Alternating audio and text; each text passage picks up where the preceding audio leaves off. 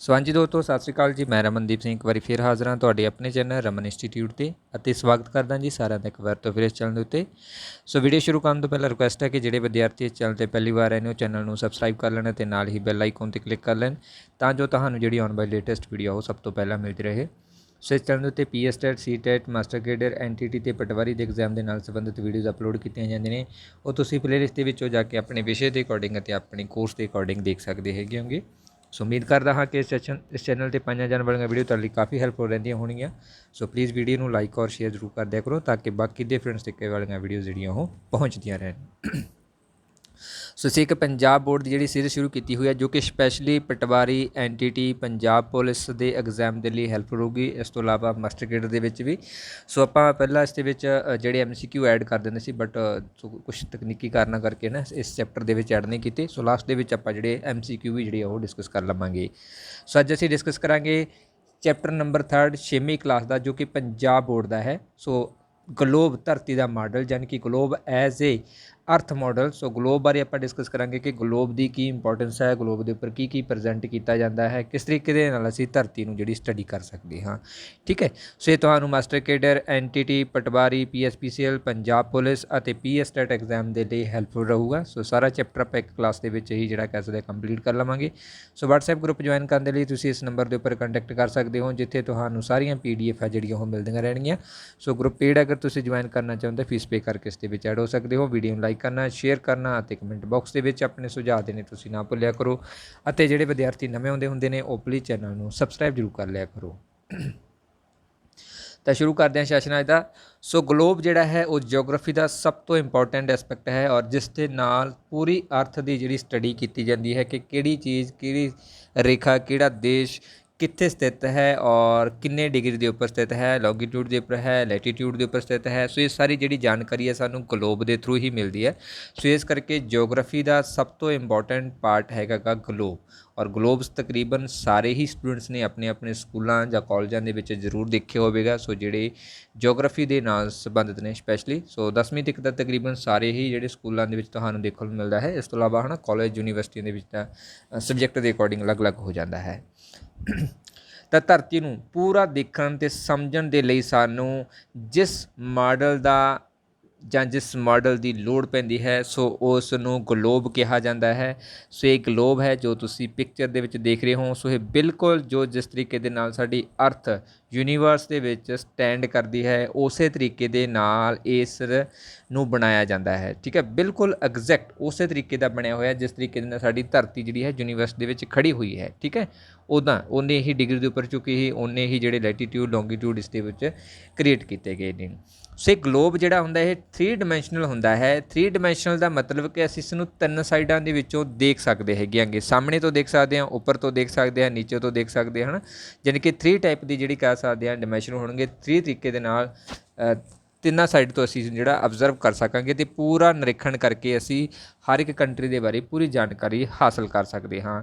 ਇਸ ਤੋਂ ਇਲਾਵਾ ਇਸ ਗਲੋਬ ਦੇ ਉੱਪਰ ਸਾਰੇ ਮਹਾਂਦੀਪ ਜਿੰਨੇ ਵੀ ਹੈਗੇ ਨੇ, ਇਸ ਤੋਂ ਇਲਾਵਾ ਮਹਾਂਸਾਗਰਾਂ ਦੇ ਆਕਾਰ ਦੇ ਬਾਰੇ, ਉਹਨਾਂ ਦੀ ਦੂਰੀ ਦੇ ਬਾਰੇ ਔਰ ਉਹਨਾਂ ਦੀਆਂ ਦਿਸ਼ਾਵਾਂ ਦੇ ਬਾਰੇ ਬਿਲਕੁਲ ਕਰੈਕਟ ਜਿਹੜੀ ਇਨਫੋਰਮੇਸ਼ਨ ਸਾਨੂੰ ਇੱਥੇ ਮਿਲਦੀ ਹੈ ਕਿਉਂਕਿ ਗਲੋਬ ਦੇ ਉੱਪਰ ਹਰ ਇੱਕ ਚੀਜ਼ ਜਿਹੜੀ ਹੈ ਉਹ ਬਿਲਕੁਲ ਐਗਜ਼ੈਕਟ ਸ਼ੋ ਕੀਤੀ ਜਾਂਦੀ ਹੈ ਅਤੇ ਗਲੋਬ ਦੇ ਉੱਪਰ ਅਸੀਂ ਇਹ ਆਸਾਨੀ ਨਾਲ ਸਮਝ ਸਕਦੇ ਹਾਂ ਕਿ ਕਿਹੜਾ ਦੇਸ਼ ਸਭ ਤੋਂ ਵੱਡਾ ਹੈ, ਕਿਹੜਾ ਸਭ ਤੋਂ ਛੋਟਾ ਹੈ, ਕਿਹੜਾ ਦੇਸ਼ ਕਿਹੜੀ ਲੈਟੀਟਿਊਡ, ਲੌਂਗੀਟਿਊਡ, ਇਕੁਏਟਰ, ਕਰਕ ਰੇਖਾ, ਮਕਰ ਰੇਖਾ ਕਿੱਥੇ ਸਥਿਤ ਹੈ। ਸਾਨੂੰ ਪੂਰੀ ਜਾਣਕਾਰੀ ਜਿਹੜੀ ਹੈ ਉਹ ਇਸ ਗਲੋਬ ਤੋਂ ਮਿਲ ਜਾਂਦੀ ਹੈਗੀ ਹੈਗੀ। ਓਕੇ, ਸੋ ਇਸ ਦਾ ਜਿਹੜਾ ਉੱਪਰੀ ਸਿਰਾ ਹੈ, ਜਿਹੜਾ ਉੱਪਰਲਾ ਸਿਰਾ ਹੈ, ਸੋ ਇਹ ਵਾਲਾ ਪਾਰਟ ਜਿਸ ਨੂੰ ਕਿ ਉੱਤਰੀ ਧਰੁਵ ਜਾਂ ਨਾਰਥ ਪੋਲ ਜਿਹੜਾ ਕਿਹਾ ਜਾਂਦਾ ਹੈਗਾ ਗਾ। ਓਕੇ, ਦੂਸਰਾ ਆ ਜਾਂਦਾ ਇਸ ਦਾ ਹੇਠਲਾ ਸਿਰਾ ਜਿਸ ਨੂੰ ਦੱਖਣੀ ਧਰੁਵ ਕਿਹਾ ਜਾਂਦਾ ਹੈ। ਸੋ ਇਹ ਵਾਲਾ ਆ ਜਾਂਦਾ ਹੈ ਨੀਚੇ ਵਾਲੇ ਜਿਸ ਨੂੰ ਸਾਊਥ ਪੋਲ ਦੇ ਨਾਮ ਨਾਲ ਵੀ ਜਾਣਿਆ ਜਾਂਦਾ ਹੈ ਇੰਗਲਿਸ਼ ਦੇ ਵਿੱਚ। ਠੀਕ ਹੈ, ਔਰ ਗਲੋਬ ਦੇ ਅੱਧ ਵਿਚਕਾਰੋਂ ਜੋ ਸੈਂਟਰ ਪੁਆਇੰਟ ਹੈ ਸੋ ਉਹ ਉਸ ਦੇ ਵਿਚਕਾਰੋਂ ਪੱਛਮ ਤੋਂ ਪੂਰਬ ਤੋਂ ਪੱਛਮ ਦੇ ਵਿਚਕਾਰ ਇੱਕ ਰੇਖਾ ਗੁਜ਼ਰਦੀ ਹੈਗੀ। ਸੋ ਇਸ ਰੇਖਾ ਨੂੰ ਜਿਹੜਾ ਹੈ ਇਕੁਏਟਰ ਜਾਂ ਭੂ-ਮੱਧ ਰੇਖਾ ਕਿਹਾ ਜਾਂਦਾ ਹੈਗਾ ਗਾ। ਸੋ ਇਹ 0 ਡਿਗਰੀ ਦੇ ਉੱਪਰ ਸਥਿਤ ਹੈਗਾ ਗਾ ਪੂਰੇ ਗਲੋਬ ਦੇ ਉੱਪਰ। ਠੀਕ ਹੈ, 0 ਡਿਗਰੀ ਹੈ ਔਰ 2 ਭਾਗਾਂ ਦੇ ਵਿੱਚ ਇਹ ਧਰਤੀ ਨੂੰ ਡਿਵਾਈਡ ਕਰਦੀ ਹੈ। ਇੱਕ ਹੈ ਨਦਨ ਹੈਮਸਫੀਅਰ ਜਿਹਨੂੰ ਕਹਿ ਦਿੰਦੇ ਨੇ ਜਾਂ ਉੱਤਰੀ ਧਰੁਵ ਜਾਂ ਉੱਤਰੀ ਗੋਲਾਰਧ। ਦੂਸਰਾ ਹੈ ਜਿਹੜਾ ਸਾਊਥ ਹੈਮਸਫੀਅਰ ਜਿਹਨੂੰ ਦੱਖਣੀ ਗੋਲਾਰਧ ਦੇ ਨਾਮ ਨਾਲ ਜਾਣਿਆ ਜਾਂਦਾ ਹੈ। ਤਾਂ 2 ਭਾਗਾਂ ਦੇ ਵਿੱਚ ਡਿਵਾਈਡ ਕਰ ਦਿੰਦੀ ਹੈ ਇਹ ਇਕੁਏਟਰ ਜੋ ਕਿ ਧਰਤੀ ਦੇ ਸੈਂਟਰ ਦੇ ਵਿੱਚੋਂ ਨਿਕਲਦੀ ਹੈ। ਸੋ ਸਾਡੀ ਧਰਤੀ ਜਿਹੜੀ ਹੈ ਉਹ 66.5 ਡਿਗਰੀ ਦੇ ਉੱਪਰ ਝੁਕੀ ਹੋਈ ਕਰਕੇ, ਠੀਕ ਹੈ। ਸੋ ਸੂਰਜ ਦੀਆਂ ਜਿਹੜੀਆਂ ਕਿਰਨਾਂ ਨੇ ਉਹ ਸਿੱਧੀਆਂ ਨਹੀਂ ਪੈਂਦੀਆਂ ਹੈਗੀਆਂ ਨੇ, ਮੀਨਸ ਕਿ ਜਿਸ ਤਰੀਕੇ ਨਾਲ ਧਰਤੀ ਹੁਣ ਆਪਾਂ ਮੰਨਦੇ ਉਸ ਤਰੀਕੇ ਦੇ ਨਹੀਂ ਹੈ। ਇਹਦੀਆਂ ਕਿਰਨਾਂ ਜਿਹੜੀਆਂ ਸੂਰਜ ਦੀਆਂ ਕਿਰਨਾਂ ਹੋਣਗੀਆਂ, ਠੀਕ ਹੈ, ਉਹ ਇਕੁਏਟਰ ਦੇ ਉੱਪਰ ਸਿੱਧੀਆਂ ਪੈਂਦੀਆਂ ਨੇ, ਨਾ ਕਿ ਇਸ ਦੇ ਕੋਨਿਆਂ ਦੇ ਉੱਪਰ। ਓਕੇ, ਇਹਦਾ ਕਾਰਨ ਹੈ ਕਿ ਸਾਡੀ ਧਰਤੀ ਜਿਹੜੀ ਹੈ ਉਹ 66.5 ਡਿਗਰੀ ਦੇ ਉੱਪਰ ਝੁਕੀ ਹੋਈ ਹੈਗੀ। ਸੋ ਨੈਕਸਟ ਹੈ ਭੂਮੱਧ ਰੇਖਾ। ਸੋ ਆਪਾਂ ਹੁਣ ਵੈਸੇ ਸਮਝ ਲਿਆ ਹੈ। ਸੋ ਭੂਮੱਧ ਜਿਹੜੀ ਰੇਖਾ ਹੈਗੀ ਉਹ ਇੱਕ ਕਾਲਪਿਤ ਰੇਖਾ ਹੈਗੀ ਐਗਜ਼ੈਕਟਲੀ, ਮਤਲਬ ਇਹਨੂੰ ਕਹਿ ਸਕਦੇ ਹਾਂ ਕਿ ਸਾਡੀ ਅਰਥ ਦੇ ਵਿਚਕਾਰੋਂ ਦੀ ਗੁਜ਼ਰਦੀ ਹੈ, ਬਟ ਇਹਦੀ ਕੋਈ ਵਾਸਤਵਿਕ ਸਥਿਤੀ ਨਹੀਂ ਹੈ ਕਿ ਇਹ ਸਾਨੂੰ ਜੇਕਰ ਅਸੀਂ ਬਾਹਰੋਂ ਸੈਟਲਾਈਟ ਦੇ ਥਰੂ ਦੇਖੀਏ ਤਾਂ ਸਾਨੂੰ ਨਜ਼ਰ ਆ ਜਾਵੇਗੀ। ਇਹ ਨਹੀਂ ਹੈ ਕਿ ਇਹ ਮਨੋਕਲਪਿਤ ਜਿਹੜੀ ਹੈ ਸਾਇੰਟਿਸਟਾਂ ਦੇ ਦੁਆਰਾ, ਜਿਓਗ੍ਰਾਫਰ ਦੇ ਦੁਆਰਾ ਇਹ ਘੋਸ਼ਿਤ ਕੀਤੀ ਗਈ ਹੈ, ਜਿਹਦੇ ਨਾਲ ਧਰਤੀ ਦਾ ਜਿਹੜਾ ਸੈਂਟਰ ਆ ਉਹ ਕਲੀਅਰ ਹੋ ਜਾਂਦਾ ਹੈ, ਠੀਕ ਹੈ। ਸੋ ਇਹ 2 ਭਾਗਾਂ ਦੇ ਵਿੱਚ ਧਰਤੀ ਨੂੰ ਡਿਵਾਈਡ ਕਰ ਦਿੰਦੀ ਹੈ ਅਤੇ ਇਹ 0 ਡਿਗਰੀ ਦੇ ਉੱਪਰ ਸਥਿਤ ਹੈ। ਬਹੁਤ ਵਾਰ ਇਹ ਕੁਐਸਚਨ ਆਉਂਦਾ ਕਿ ਕਿੱਥੇ ਇਕੁਏਟਰ ਸਥਿਤ ਹੈ, ਤਾਂ 0 ਡਿਗਰੀ ਦੇ ਉੱਪਰ ਸਥਿਤ ਹੁੰਦੀ ਹੈ ਇਕੁਏਟਰ ਜਾਂ ਭੂਮੱਧ ਰੇਖਾ, ਠੀਕ ਹੈ। ਸੋ 2 ਭਾਗਾਂ ਦੇ ਵਿੱਚ ਇਹ ਧਰਤੀ ਨੂੰ ਡਿਵਾਈਡ ਕਰਦੀ ਹੈ। ਇੱਕ ਨਾਰਥ ਪੋਲ ਆ ਜਾਂਦਾ ਹੈ, ਇੱਕ ਸਾਊਥ ਪੋਲ ਆ ਜਾਂਦਾ ਹੈਗਾ, ਠੀਕ ਹੈ। ਨਾਰਥ ਪੋਲ ਉੱਤਰੀ ਕੋਲ ਧਰੁਵ ਆ ਜਾਂਦਾ ਹੈ, ਦੱਖਣੀ ਜਿਹੜਾ ਧਰੁਵ ਨੀਚੇ ਆ ਜਾਂਦਾ ਹੈਗਾ, ਔਰ ਪੂਰਾ ਦਾ ਪੂਰਾ ਪਾਰਟ ਜਿਹੜਾ ਉੱਤਰ ਵਾਲਾ ਹੋਊਗਾ ਇਸ ਨੂੰ ਨਦਨ ਹਿਮਿਸਫੀਅਰ ਜਾਂ ਉੱਤਰੀ ਗੋਲਾਰਧ, ਇਹ 2 ਨਾਮ ਜਿਹੜੇ ਦਿੱਤੇ ਜਾਂਦੇ ਨੇ ਇੰਗਲਿਸ਼ ਔਰ ਪੰਜਾਬੀ ਦੇ ਵਿੱਚ, ਠੀਕ ਹੈ। ਸੋ ਅਰਧ ਗੋਲਾ ਕੀ ਹੁੰਦਾ ਹੈ? ਅਰਧ ਗੋਲੇ ਦਾ ਅਰਥ ਹੁੰਦਾ ਹੈ ਕਿ ਗੋਲੇ ਦਾ ਅੱਧਾ ਹਿੱਸਾ, ਠੀਕ ਹੈ। ਸੋ ਅਸੀਂ ਆਸਾਨੀ ਦੇ ਨਾਲ ਇਸ ਨੂੰ ਸਮਝ ਸਕਦੇ ਹਾਂ। ਅਰਧ ਗੋਲਾ ਮਤਲਬ ਕਿ ਇੱਕ ਪੂਰਾ ਗੋਲਾ ਸਰਕਲ ਬਣਿਆ ਹੋਇਆ ਹੈ ਔਰ ਉਸ ਦਾ ਜਿਹੜਾ ਅੱਧਾ ਹਿੱਸਾ ਹੋਵੇਗਾ ਉਸ ਨੂੰ ਅਸੀਂ ਅਰਧ ਗੋਲਾ ਕਹਿ ਦਿੰਦੇ ਹਾਂ, ਠੀਕ ਹੈ। ਸੋ ਇਸ ਕਰਕੇ ਧਰਤੀ ਜਿਹੜੀ ਹੈ ਉਹ ਭੂਮੱਧ ਰੇਖਾ ਦੇ ਦੁਆਰਾ 2 ਜਿਹੜੇ ਅਰਧ ਗੋਲੇ ਨੇ ਉਸ ਦੇ ਵਿੱਚ ਡਿਵਾਈਡ ਕੀਤੀ ਜਾਂਦੀ, ਇੱਕ ਨਾਰਥ ਦੇ ਵਿੱਚ, ਇੱਕ ਸਾਊਥ ਦੇ ਵਿੱਚ। ਨੈਕਸਟ ਹੈਗਾ ਆਕਾਸ਼ਸ਼। ਸੋ ਇਹ ਸਭ ਤੋਂ ਇੰਪੋਰਟੈਂਟ ਹੈ ਆਕਾਸ਼ਸ਼ ਅਤੇ ਲੈਟੀਟਿਊਡ, ਜਿਹਦੇ ਥਰੂ ਪੂਰੇ ਦਾ ਪੂਰਾ ਜਿਹੜਾ ਅਰਥ ਸਟਰਕਚਰ ਜਿਹੜਾ ਉਹ ਤਿਆਰ ਹੁੰਦਾ ਹੈ, ਜਿਹਦੇ ਨਾਲ ਅਸੀਂ ਹਰ ਇੱਕ ਕੰਟਰੀ ਦੀ ਲੋਕੇਸ਼ਨ ਔਰ ਜਿਹੜੀ ਸਥਿਤੀ ਹੈ ਨਾ ਉਹਦੇ ਬਾਰੇ ਪੂਰਨ ਜਾਣਕਾਰੀ ਹਾਸਲ ਕਰ ਸਕਦੇ ਹਾਂ। ਸੋ ਆਕਾਸ਼ਸ਼ ਦੀ ਦਿਸ਼ਾ ਯਾਦ ਰੱਖਣਾ ਹੈ, ਠੀਕ ਹੈ, ਔਰ ਕਿੰਨੀਆਂ ਹੁੰਦੀਆਂ ਨੇ ਇਸ ਦੀਆਂ ਪ੍ਰਮੁੱਖ ਜਿਹੜੇ ਕੁਐਸਚਨ ਬਣਦੇ ਹੁੰਦੇ ਹੈਗੇ ਨੇਗੇ, ਠੀਕ ਹੈ। ਸੋ ਆਕਾਸ਼ਸ਼ ਜਿਹੜੀਆਂ ਨੇ ਇਹ ਗਲੋਬ ਦੇ ਉੱਪਰ ਧਰਤੀ ਦਾ ਪ੍ਰਤੀਰੂਪ ਮੰਨਦਿਆਂ ਹੋਇਆ ਧਰਤੀ ਦਾ ਅਧਿਐਨ ਕਰਨ ਦੇ ਲਈ ਪੂਰਬ ਤੋਂ ਪੱਛਮ ਦਿਸ਼ਾ ਦੇ ਵੱਲ ਇੱਕ ਕਲਪਿਤ ਰੇਖਾ ਦੇ ਰੂਪ ਦੇ ਵਿੱਚ ਖਿੱਚੀਆਂ ਜਾਂਦੀਆਂ ਨੇ, ਠੀਕ ਹੈ। ਧਿਆਨ ਰੱਖਣਾ ਕਿ ਪੂਰਬ ਤੋਂ ਪੱਛਮ ਰੂਪ ਦੇ ਵਿੱਚ ਸਾਨੂੰ ਇਸ ਰੂਪ ਦੇ ਵਿੱਚ ਦੇਖਣ ਨੂੰ ਮਿਲੀਆਂ, ਜਿਸ ਰੂਪ ਦੇ ਵਿੱਚ ਸਾਡੇ ਕੋਲ ਇਕੁਏਟਰ ਸਾਨੂੰ ਨਜ਼ਰ ਆਉਂਦੀ ਹੈ। ਸੋ ਇਹ ਸਾਰੀਆਂ ਜਿਹੜੀਆਂ ਰੇਖਾਵਾਂ ਨੇ ਇਹ ਪੂਰੀਆਂ ਜਿਹੜੀਆਂ ਲੈਟੀਟਿਊਡ ਨੇਗੀਆਂ ਜੋ ਕਿ ਪੂਰੇ ਗਲੋਬ ਦੇ ਉੱਪਰ ਜਿਹੜੀਆਂ ਖਿੱਚੀਆਂ ਗਈਆਂ ਨੇ, ਠੀਕ ਹੈ। ਸੋ ਇਹ ਪੂਰਬ ਤੋਂ ਪੱਛਮ ਦੇ ਵਿੱਚ ਖਿੱਚੀਆਂ ਜਾਂਦੀਆਂ ਹੈਗੀਆਂ ਨੇ ਔਰ ਇਹ ਸਾਰੀਆਂ ਰੇਖਾਵਾਂ ਜਿਹੜੀਆਂ ਉਹ ਗੋਲਾਕਾਰ ਆਕਾਰ ਦੇ ਰੂਪ ਦੇ ਵਿੱਚ ਦੇਖਣ ਨੂੰ ਮਿਲਦੀਆਂ, ਕਿਉਂਕਿ ਤੁਸੀਂ ਇਹਨਾਂ ਦੇਖ ਸਕਦੇ ਹੋ ਕਿ ਸਾਰੇ ਦੀਆਂ ਸਾਰੀਆਂ ਇੱਕ ਸਰਕਲ ਦੇ ਵਿੱਚ ਮਿਲਦੀਆਂ ਹੈਗੀਆਂ ਨੇ। ਸੈਂਟਰ ਦੇ ਵਿੱਚ ਇਹਨਾਂ ਦੀ ਇਕੁਏਟਰ ਹੈ ਜੋ ਰੈੱਡ ਲਾਈਨ ਦੇ ਵਿੱਚ ਤੁਹਾਨੂੰ ਨਜ਼ਰ ਆ ਰਹੀ ਹੈਗੀ, ਠੀਕ ਹੈ। ਸੋ ਇਹ ਸਾਰੀਆਂ ਰੇਖਾਵਾਂ ਦੀ ਇੱਕ ਵਿਸ਼ੇਸ਼ਤਾ ਇਹ ਹੈ ਕਿ ਇਹ ਸਾਰੀਆਂ ਰੇਖਾਵਾਂ ਸਮਾਨਾਂਤਰ ਰਹਿੰਦੀਆਂ ਨੇ ਇਕੁਏਟਰ ਦੇ। ਇਹਨਾਂ ਦੇ ਵਿੱਚ ਦੂਰੀ ਜਿਹੜੀ ਆ ਉਹ ਘਟਦੀ ਵੱਧਦੀ ਨਹੀਂ ਹੈਗੀ। ਤੁਸੀਂ ਪਿਕਚਰ ਦੇ ਵਿੱਚ ਨਾ ਆਸਾਨੀ ਨਾਲ ਦੇਖ ਸਕਦੇ ਹੋ ਕਿ ਸਾਰਿਆਂ ਦੀ ਦੂਰੀ ਇੱਕੋ ਜਿਹੀ ਤੁਹਾਨੂੰ ਨਜ਼ਰ ਆਉਂਦੀ ਹੈ, ਕੋਈ ਵੱਧ ਘੱਟ ਨਹੀਂ ਹੈਗੀ। ਇਕੁਏਟਰ ਤੋਂ ਸਾਰੀਆਂ ਹੈ ਨਾ ਇੱਕੋ ਜਿਹੀਆਂ ਨਜ਼ਰ ਆਉਂਦੀਆਂ ਹੈਗੀਆਂ ਨੇਗੀਆਂ, ਤਾਂ ਇਹ ਰੇਖਾਵਾਂ ਸਮਾਨਾਂਤਰ ਹੁੰਦੀਆਂ ਨੇਗੀਆਂ। ਇਹ ਚੀਜ਼ ਵੀ ਧਿਆਨ ਰੱਖਣਾ। ਇਹ ਕੁਐਸਚਨ ਵੀ ਆ ਜਾਂਦਾ ਹੈ ਕਿ ਆਕਾਸ਼ਸ਼ ਜਿਹੜੀਆਂ ਨੇ ਉਹ ਸਮਾਨਾਂਤਰ ਨੇ ਜਾਂ ਸਮਾਨਾਂਤਰ ਨਹੀਂ, ਤਾਂ ਇਹ ਸਮਾਨਾਂਤਰ ਰੇਖਾਵਾਂ ਹੁੰਦੀਆਂ ਹੈਗੀਆਂ ਨੇ, ਮਤਲਬ ਇੱਕੋ ਜਿਹੀਆਂ ਹੁੰਦੀਆਂ ਨੇ। ਸੋ ਇਹਨਾਂ ਨੂੰ ਆਕਾਸ਼ਸ਼ ਜਿਹੜੀਆਂ ਰੇਖਾਵਾਂ ਕਿਹਾ ਜਾਂਦਾ ਹੈ। ਸਮਾਨਾਂਤਰ ਰੇਖਾਵਾਂ ਕੀ ਹੁੰਦੀਆਂ ਨੇ? ਉਹ ਰੇਖਾਵਾਂ ਜਿਹੜੀਆਂ ਇੱਕ ਦੂਜੇ ਤੋਂ ਇੱਕੋ ਜਿਹੀ ਵਿੱਥ ਦੇ ਉੱਪਰ ਜਾਂ ਇੱਕੋ ਜਿਹੀ ਦੂਰੀ ਦੇ ਉੱਪਰ ਪਾਈਆਂ ਜਾਂਦੀਆਂ ਨੇ। ਸੋ ਉਸੇ ਨੂੰ ਅਸੀਂ ਸਮਾਨਾਂਤਰ ਜਿਹੜੀਆਂ ਰੇਖਾਵਾਂ ਕਹਿੰਦੇ ਨੇ, ਯਾਨੀ ਕਿ ਉਹਨਾਂ ਦੇ ਵਿੱਚ ਦੂਰੀ ਦੇ ਪ੍ਰਤੀ ਇੱਕ ਦੂਜੇ ਦੇ ਵੱਧ ਘੱਟ ਨਹੀਂ ਹੋਊਗਾ, ਸਾਰੇ ਦੀਆਂ ਸਾਰੀਆਂ ਸੇਮ ਹੋਣਗੀਆਂ। ਓਕੇ, ਸੋ ਉਸ ਨੂੰ ਅਸੀਂ ਆਕਾਸ਼ਸ਼ ਜਾਂ ਸਮਾਨਾਂਤਰ ਜਿਹੜੀਆਂ ਰੇਖਾਵਾਂ ਕਹਿ ਦਿੰਦੇ ਹੈਗੀਆਂ। ਸੋ 0 ਡਿਗਰੀ ਆਕਾਸ਼ਸ਼ ਜਿਹੜੀ ਹੈ ਉਹ ਭੂਮੱਧ ਰੇਖਾ ਦੇ ਉੱਪਰ ਹੈ। ਇਹ ਪਹਿਲਾਂ ਮੈਂ ਦੱਸ ਚੁੱਕਿਆ ਹਾਂ ਕਿ ਜੋ ਧਰਤੀ ਦੇ ਸੈਂਟਰ ਦੇ ਵਿੱਚੋਂ ਰੈੱਡ ਲਾਈਨ ਤੁਸੀਂ ਦੇਖ ਰਹੇ ਹੋ ਨਾ 0 ਡਿਗਰੀ ਦੇ ਉੱਪਰ ਸਥਿਤ ਹੈਗੀ ਔਰ ਇਹ ਲੈਟੀਟਿਊਡ ਦੇ ਉੱਪਰ ਹੀ ਸਥਿਤ ਹੈਗੀ, ਠੀਕ ਹੈ। ਔਰ ਇਸ ਰੇਖਾ ਤੋਂ ਉੱਤਰ ਵੱਲ ਜਿਹੜੇ ਆਕਾਸ਼ਸ਼ ਨੇਗੇ ਉਹਨਾਂ ਨੂੰ N ਦੇ ਨਾਲ ਦਰਸਾਇਆ ਜਾਂਦਾ ਹੈ। ਮੀਨਜ਼ ਜਿਵੇਂ ਹੀ ਅਸੀਂ ਉੱਤਰ ਵੱਲ ਨੂੰ ਜੇਕਰ ਅਸੀਂ ਕਾਊਂਟ ਕਰਨਾ ਹੋਊਗਾ, ਜਿਵੇਂ 10 ਡਿਗਰੀ ਆ ਰਿਹਾ ਹੈ, 20 ਡਿਗਰੀ ਆ ਰਿਹਾ ਹੈ ਨਾ, ਸੋ ਇਹਦੇ ਲਈ ਸਾਨੂੰ N ਜੋੜਨਾ ਪਊਗਾ। N ਮਤਲਬ ਕਿ ਇਹ ਸਾਡੇ ਉੱਤਰੀ ਗੋਲਾਰਧ ਦੇ ਵਿੱਚ ਸਥਿਤ ਹੈ, ਠੀਕ ਹੈ। ਔਰ ਇਸੇ ਤਰੀਕੇ ਦੇ ਨਾਲ ਅਸੀਂ ਇਸ ਦੇ ਨੀਚੇ ਵਾਲੇ ਪਾਰਟ ਵੱਲ ਚਲੀਏ, ਇਕੁਏਟਰ ਦੇ ਨੀਚੇ ਵਾਲੇ ਤਾਂ ਸਾਊਥ ਵਾਲਾ ਪਾਰਟ ਹੈਗਾ। ਸੋ ਜਿਸ ਤਰੀਕੇ ਦੇ ਨਾਲ ਅਸੀਂ 10 ਡਿਗਰੀ 20 ਡਿਗਰੀ ਨੂੰ ਅਸੀਂ ਨੋਟ ਕਰਾਂਗੇ ਕਿ ਸਾਡਾ ਕੋਈ ਕੰਟਰੀ ਜਾਂ ਕੁਛ ਖੇਤਰ ਜਿਹੜਾ ਹੈ ਉਹ ਸਾਊਥ ਦੇ ਵਿੱਚ ਹੈ, ਤਾਂ ਅਸੀਂ ਉਸ ਦੇ ਨਾਲ 10 ਡਿਗਰੀ ਸਾਊਥ ਵਾਲਾ ਜਿਹੜਾ ਪੁਆਇੰਟ ਆ ਉਹ ਐਡ ਕਰ ਦੇਵਾਂਗੇ ਜਾਂ S ਜਿਹੜੀ ਉਸ ਦੇ ਨਾਲ ਲਗਾ ਦਿੰਦੇ, ਠੀਕ ਹੈ। ਭੂਮੱਧ ਰੇਖਾ ਤੋਂ ਉੱਤਰ ਵੱਲ 90 ਆਕਾਸ਼ਸ਼ ਜਿਹੜੀਆਂ ਉਹ ਦੇਖਣ ਨੂੰ ਮਿਲਦੀਆਂ ਨੇ। ਸੋ 0 ਡਿਗਰੀ ਤੋਂ ਲੈ ਕੇ ਉੱਪਰ ਤੱਕ ਨਾਰਥ ਪੋਲ ਦੇ ਇੱਕ ਟੋਟਲ 90 ਹੈਗੀਆਂ ਨੇ ਔਰ 0 ਡਿਗਰੀ ਇਕੁਏਟਰ ਤੋਂ ਲੈ ਕੇ ਸਾਊਥ ਦੇ ਵਿੱਚ ਵੀ ਜਿਹੜੀਆਂ ਇਹ 90 ਜਿਹੜੀਆਂ ਡਿਗਰੀਜ਼ ਪਾਈਆਂ ਜਾਂਦੀਆਂ ਨੇ। ਟੋਟਲ ਜਿਹੜੀਆਂ ਇਹ 180 ਬਣਦੀਆਂ ਹੈਗੀਆਂ, ਠੀਕ ਹੈ। ਉਹ ਨਾਰਥ ਪੋਲ ਵਾਲੀਆਂ ਅਤੇ ਸਾਊਥ ਪੋਲ ਵਾਲੀਆਂ ਬਣਾ ਕੇ, ਔਰ ਪਲੱਸ ਇਸ ਦੇ ਵਿੱਚ ਇੱਕ ਇਕੁਏਟਰ ਐਡ ਕਰਕੇ ਇਸ ਦੀ ਗਿਣਤੀ ਜਿਹੜੀ ਹੈ ਉਹ 181 ਬਣ ਜਾਂਦੀ ਹੈਗੀ ਆ। ਠੀਕ ਹੈ, ਅਗਰ ਇਕੁਏਟਰ ਨੂੰ ਛੱਡ ਦੇਈਏ ਤਾਂ ਇਹ 180 ਬਣਦੀਆਂ ਹੈਗੀਆਂ ਨੇ, ਅਗਰ ਅਸੀਂ ਇਕੁਏਟਰ ਇਸ ਦੇ ਵਿੱਚ ਇਨਕਲੂਡ ਕਰ ਦੇਈਏ ਤਾਂ ਇਸ ਦੀ ਗਿਣਤੀ ਜਿਹੜੀ ਹੈ ਉਹ 181 ਜਿਹੜੀ ਬਣ ਜਾਂਦੀ ਹੈਗੀ ਆ। ਅਤੇ ਇਸ ਕਰਕੇ ਇਸ ਦੀ ਕੁੱਲ ਗਿਣਤੀ ਜੋ ਲੈਟੀਟਿਊਡਸ ਨੇਗੀਆਂ ਉਹਨਾਂ ਦੀ ਗਿਣਤੀ 181 ਜਿਹੜੀ ਪਾਈ ਜਾਂਦੀ ਹੈਗੀ। ਠੀਕ ਹੈ, ਸੋ ਨੈਕਸਟ ਹੈ,